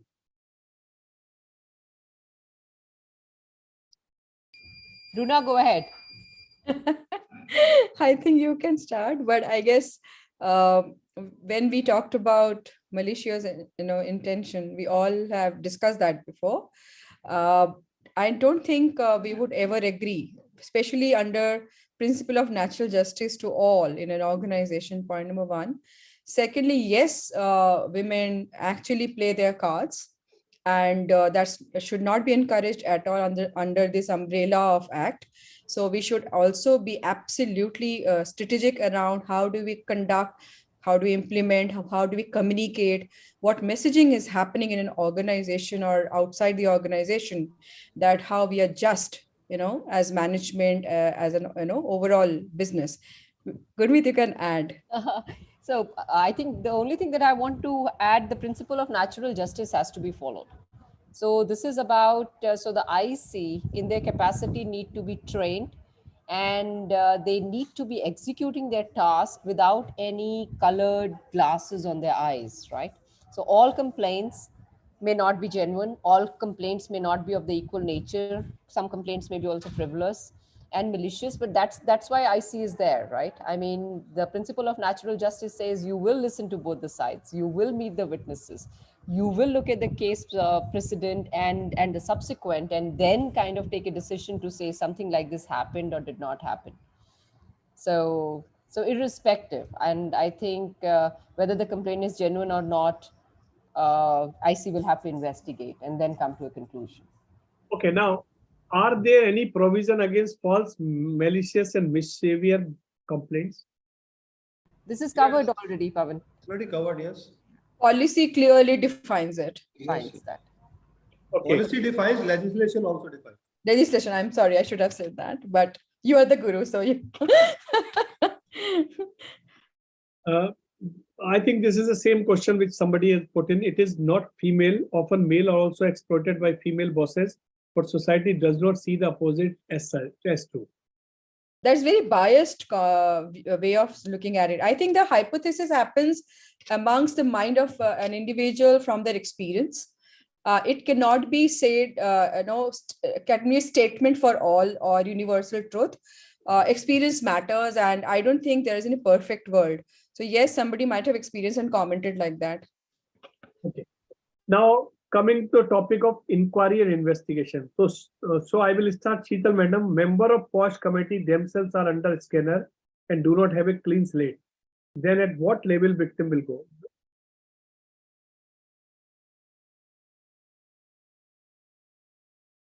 She's mute. Or Jyoti can assist on this. Yeah, I will. So, where the members are under the scanner themselves, the victim has the power, because she typically, when you conduct an investigation, the first thing that you do really ask both the parties about their comfort with the IC members. So if either party, including the the respondent, if they feel that this IC is not appropriate or they are biased, she has complete right to ask for the IC to be reconstituted. Now, if for whatever reason the employer is not willing, then unfortunately, the only thing she can do is to go to the appellate authority. And that appellate authority is not the local committee. The appellate authority is the authority notified by the appropriate government. So very important for organizations to know in whichever district and whichever state they are, they need to know who is the appellate authority, and then publish that information so that if there is a complainant who is not happy with the IC, she can go directly and appeal to the notified authority. There is no other recourse available to her, unfortunately. I have one question here to the panelist and your practical experience on this. You know, this IC comprises of employees of the company. This external member is also employed, not employed, but engaged by the employer. Now there is a complaint and the respondent is a blue-eyed boy of the management. In such a case, have you ever seen that there are directions or instructions from the top management to the members of IC? Have you ever observed if there is any conflict of interest or question mark on the independence of this IC? First of all, the external member is not employee. No, I'm not saying not employee, but he has been roped in by the management. Further, you corrected it. I'm agreed with that. Go to the crux of my question. Yes. My point is that first we need to check out whether that external member has any other relationship with the company. If somebody is external member in the ICC committee and the same person is begging the business, legal business from that company, there is purely visible vested interest. So the person should be stepped down. Another thing is that, this sort of pressure is always there, irrespectively it is a corporate business company or it's a government sector. There is sort of a pressure, and we experience that, and we have to decide and deal in unbiased and fair manner. Okay.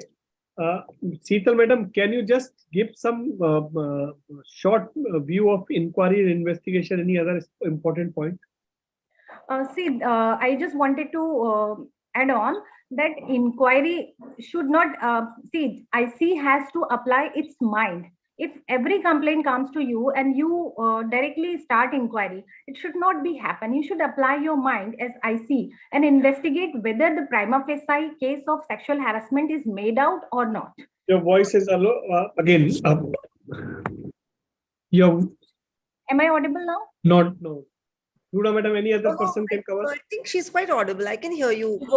Yeah, she's audible. She's audible. Okay.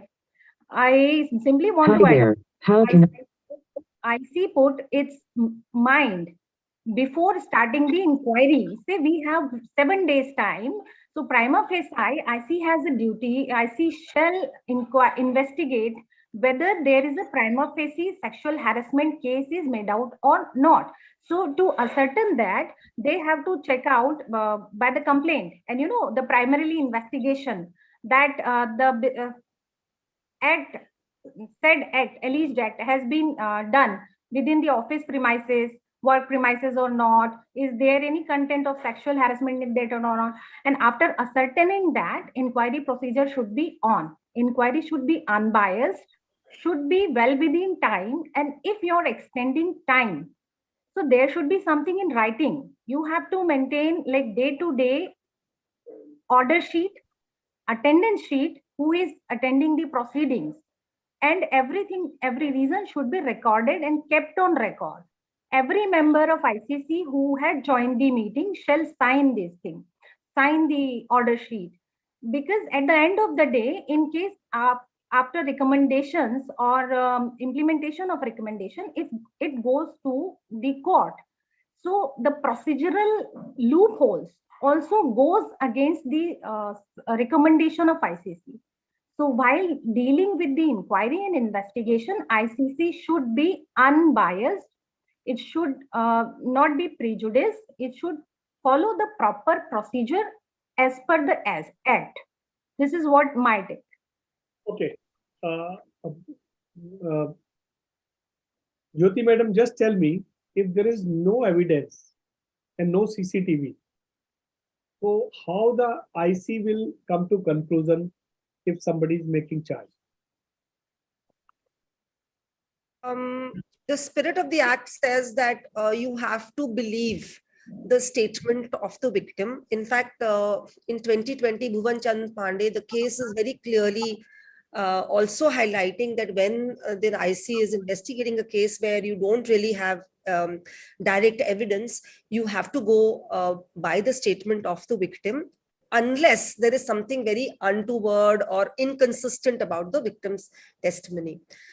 So in cases like this, and this particular case law only helps to sort of make our life easy, we go with circumstantial evidence, and if we don't find anything amiss, then we will believe what has happened and take the lady's statement on record. Okay. Runa madam, training. May I add on something, Pawan sir? Yeah.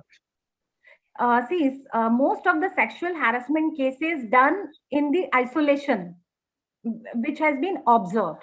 So there is no direct evidence number of times.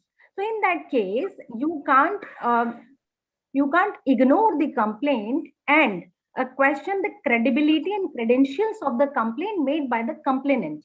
In that case, the role of the ICC is to find out the ring of truth between the incident and the series of incidents through the circumstantial evidence, as Jyoti madam said, and we have to link it up. So there should be, like, IC should be very much careful, follow the procedure, also inquire into that, cannot discard her statement. Okay. In fact, if I may add that many times it has come forward that the respondent has been put into a trap, because how can someone anticipate that some harassment is going to happen? So let me be prepared with, video recording or audio recording. So it's very difficult to, get into that frame of mind to quickly create an evidence for future, scenarios. So, definitely we must always look into that spirit which Jyoti mentioned. And it can be other way around also, that people actually have leading scenarios to victimize a male member, and put in a scenario that they get caught in a certain environment. Yeah. Just cover the training aspects. How to bring out awareness and training. What is the suggestion? My recommendation would be that if you look at the responsibility charter of POSH policy, and each one of them have, responsibility towards this policy and the conduct they have in the organization. For example, we do have a very, very formal mandatory training for IC. And we, once they're trained, we continuously train them on case handling skill, etc. Second segment is definitely employees, creating an awareness program, for employees, and not only for existing employees, also as part of induction program, so that every new, employee is well covered and they understand how the organization follows the policy.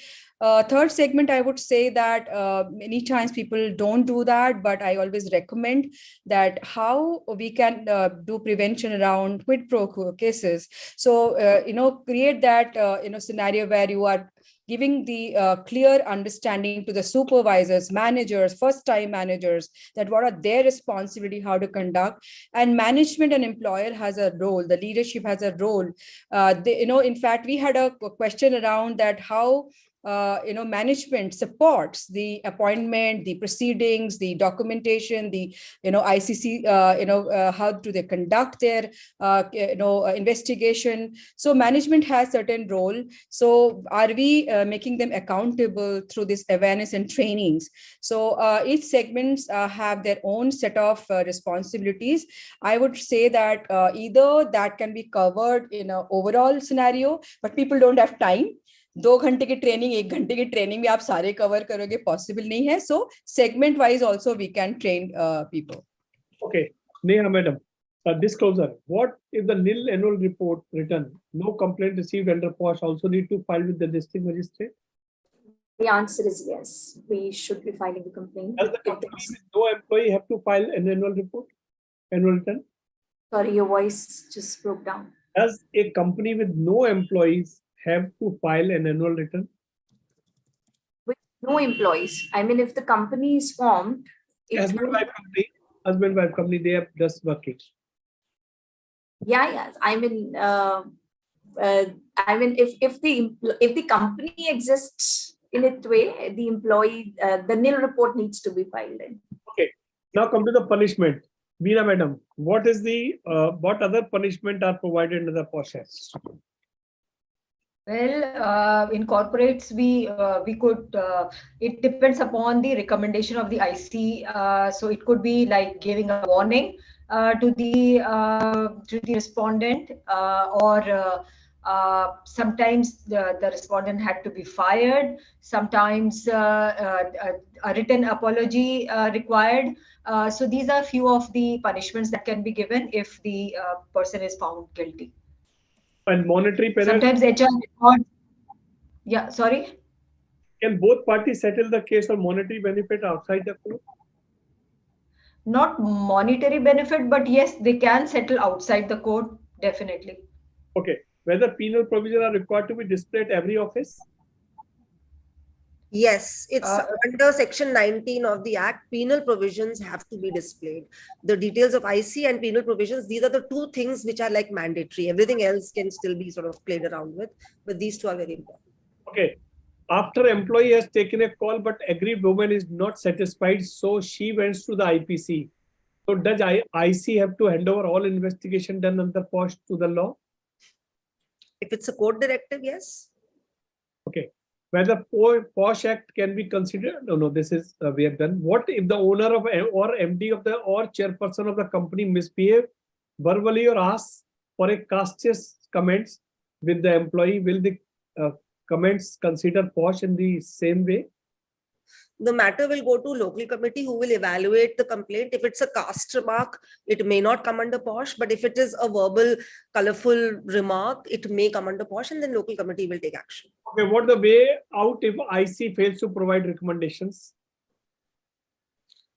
It's a failure of IC. No, then the person will go to appeal. It happened in a recent case that I did. They just gave the findings, which was very there were individual findings by each member. So there was no conclusive, one finding. The recommendations were not given. So the complainant went into appeal. Okay, a mutual workplace relationship gone bad and female filed complaint under POSH Act. How to handle this? Yeah, I think it's been covered. We've spoken about it. Sexual harassment case in a branch office is reportable to the corporate and head office in a corporate sector when there is no separate committee or each of the branch or the branch head or the chairperson of the committee at the branch should take a call and finalize the complaint mode. Actually, it happened in the beginning of this legislation itself. There was a complaint against one of the male employees of the subsidiary company or one of the largest private sector banks in the country. I'm not going to name that. And the lady was not happy with the ICC of that subsidiary company, that she filed a complaint against ICC of the parent organization. And parent organization took cognizance of that complaint. Okay, now one last public question. If there is a difference of opinion among the IC member in recommending punishment, how it will be resolved? The presiding officer will take the call. Okay. Secretarial standard apply karo, the majority prevails, equality of votes, chairperson shall have a casting vote. Okay, friends, I think we have received 43 questions and then 67 questions yesterday. We have combined and we have tried to give answer of all questions, and some repetitive questions was also there. My last questions to all the panelists, and I'll give 1 minute time to each. The question is, the POSH Act has been enacted with the objective of preventing and protecting women against workplace sexual harassment and to ensure effective redressal of complaint. This is the object of the law. How far have the objective of this said law has been achieved, and what more need to be done? I will start, Gurmeet madam, from you, and one by one. I think we are lagging on implementing the spirit of this particular act in two key areas. One is the awareness angle, awareness angle for employees, for the management, and for the managers. The awareness angle is weak. It's more like a formality, right? I mean, it is like a 40 minutes kind of what the act talks about. But in spirit, it is not really implemented, and it's not becoming DNA of the organization, where we're talking about a professional conduct to make the workplace comfortable for anybody to work. They should feel happy coming to work. Yeah. Okay, The second piece, Yeah, please, second. Yeah. And the second point is on the IC. So again, the constitution of IC is more like a formality, and again the training to the IC or to be able to investigate cases on the principle of natural justice is weak, keeping in mind that not everybody is coming from an investigation background. So these are two of my key points. Madan sir. The answer to this question is very difficult, but I'll share one practical experience, very small case one. In the 2014 itself, when I was addressing a workshop at Bombay, where majority of the participants were females. In the lunch break, the majority of the participants who were female, they said, sir, in our organization, the use of the words like tota, pataka, sexy, babe, dude, patting, hugging, this is very common and acceptable. And if we start applying this legislation, हमारे अंदर का जो atmosphere माहौल जो है ना सारा का सारा खराब हो जाएगा. So in my view, the applicability of this legislation, the awareness about this legislation should vary from organization to organization, employees to employees, area to area, city to city, background of the employees.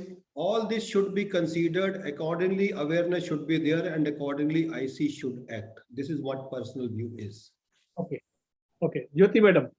I think Veena wanted to go first. Veena, go ahead. Yeah, Veena. Thank you so much, Jyoti. I think I would want to repeat whatever others have said. Law is very good. It is all upon us how properly we make people aware about this law. Thanks. Okay. Jyoti. So there are 2 points I wanted to just highlight. One is that, the definition of sexual harassment, even though it's very inclusive, it still leads to a lot of misinterpretation. And we are seeing a lot of cases of gender discrimination, maternity benefit related, actions, and also workplace bullying, which actually requires a different attention. But because there is nothing else available, everything gets routed to POSH. So that's something that needs to be clarified. The other is, the entire act talks about this whole concept of probability and circumstantial evidence and onus of proof being on the accused. But that part again is not very clearly drafted in the act. And therefore, a lot of ICs kind of really struggle with it. So either you have, some kind of a clarification, or you actually go back to case laws, and maybe the ministry, needs to put this out very clearly as to what they really want. Otherwise, every IC is doing their own bit. Which also brings us to the last point, where we say that IC is being called as a quasi-judicial authority. On paper, it is. However, it actually has no authority. So that's something which is a real lacuna. And of course, like everybody else, there's so many other pointers, but let others bring it up. Neha madam.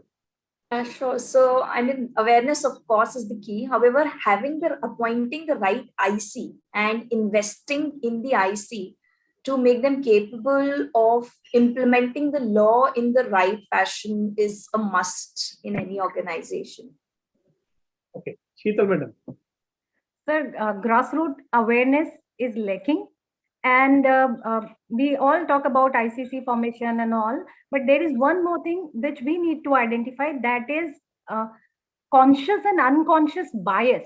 So until and unless there is a gender equality understanding, we cannot create the POSH awareness. So we have to go hand in hand. So awareness is the key, and rest, as Veena also said, investment on ICC training. That will help us a lot, because without investing in ICC training, it's like a toothless tiger. जो भी हम exercise कर रहे हैं, investigation, inquiry, recommendation, it would be futile, because at the end of the day, 80% of the matters reach out to the court, and the respondent get benefit, relief from the court. So if we want to serve the justice, we have to balance, strike the right balance. Okay. Runa. There are two parts which I would like to highlight. One is that when we are talking about implementation of the law, we have a long way to go. There are many organizations still do not have the IC, in their office or POSH policy. The second point is actually related to the first point. The second point is that we are yet to see the monitoring, the vigilance around how organizations are conducting themselves as far as this compliance is concerned. Is it one of the tick mark? Or is it, if it's not there, how much activities are happening to push that this is actually mandatory? I think there's a huge question mark. So we are still not clear that how this is kind of monitors and taken care from authorities to ensure each and every organization follows this policy, and obviously this will have an objective made of safe workplace. Okay, Madan sir, any last word? No, we already have showstopper, Uma Mehta. Okay. So thank you very much. I think we have tried to give all answers and covered all the topics. Even then, anybody has raised some point and is not clear to him or her, please write to us again. And with the help of expert, we'll give answer to you. So my thanks to all participants as well as my learned speakers, Gurmeet Kaur Madam, G.P. Madan, Jyoti Groverji, Neha Puri, Aruna Mehta, and Sheetal Raghuvanshi and Veena Sinha. No doubt, Sheetal, we missed you in between because of the technical reason, but it is covered. So thank you very much. Thank you very much all. This particular program is available on YouTube channel also, on our website also. So anybody can refer. And if there is any doubt, you can go and listen up. The point which is raised by all of you is the intent.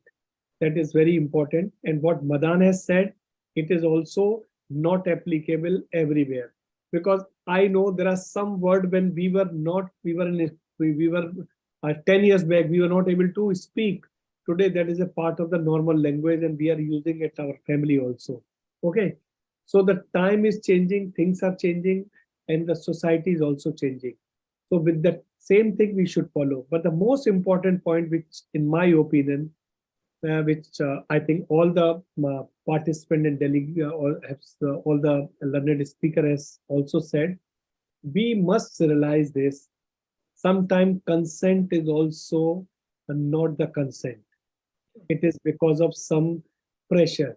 Somebody is giving a threat, or he is not giving a threat, but asking some favor or sexual favor.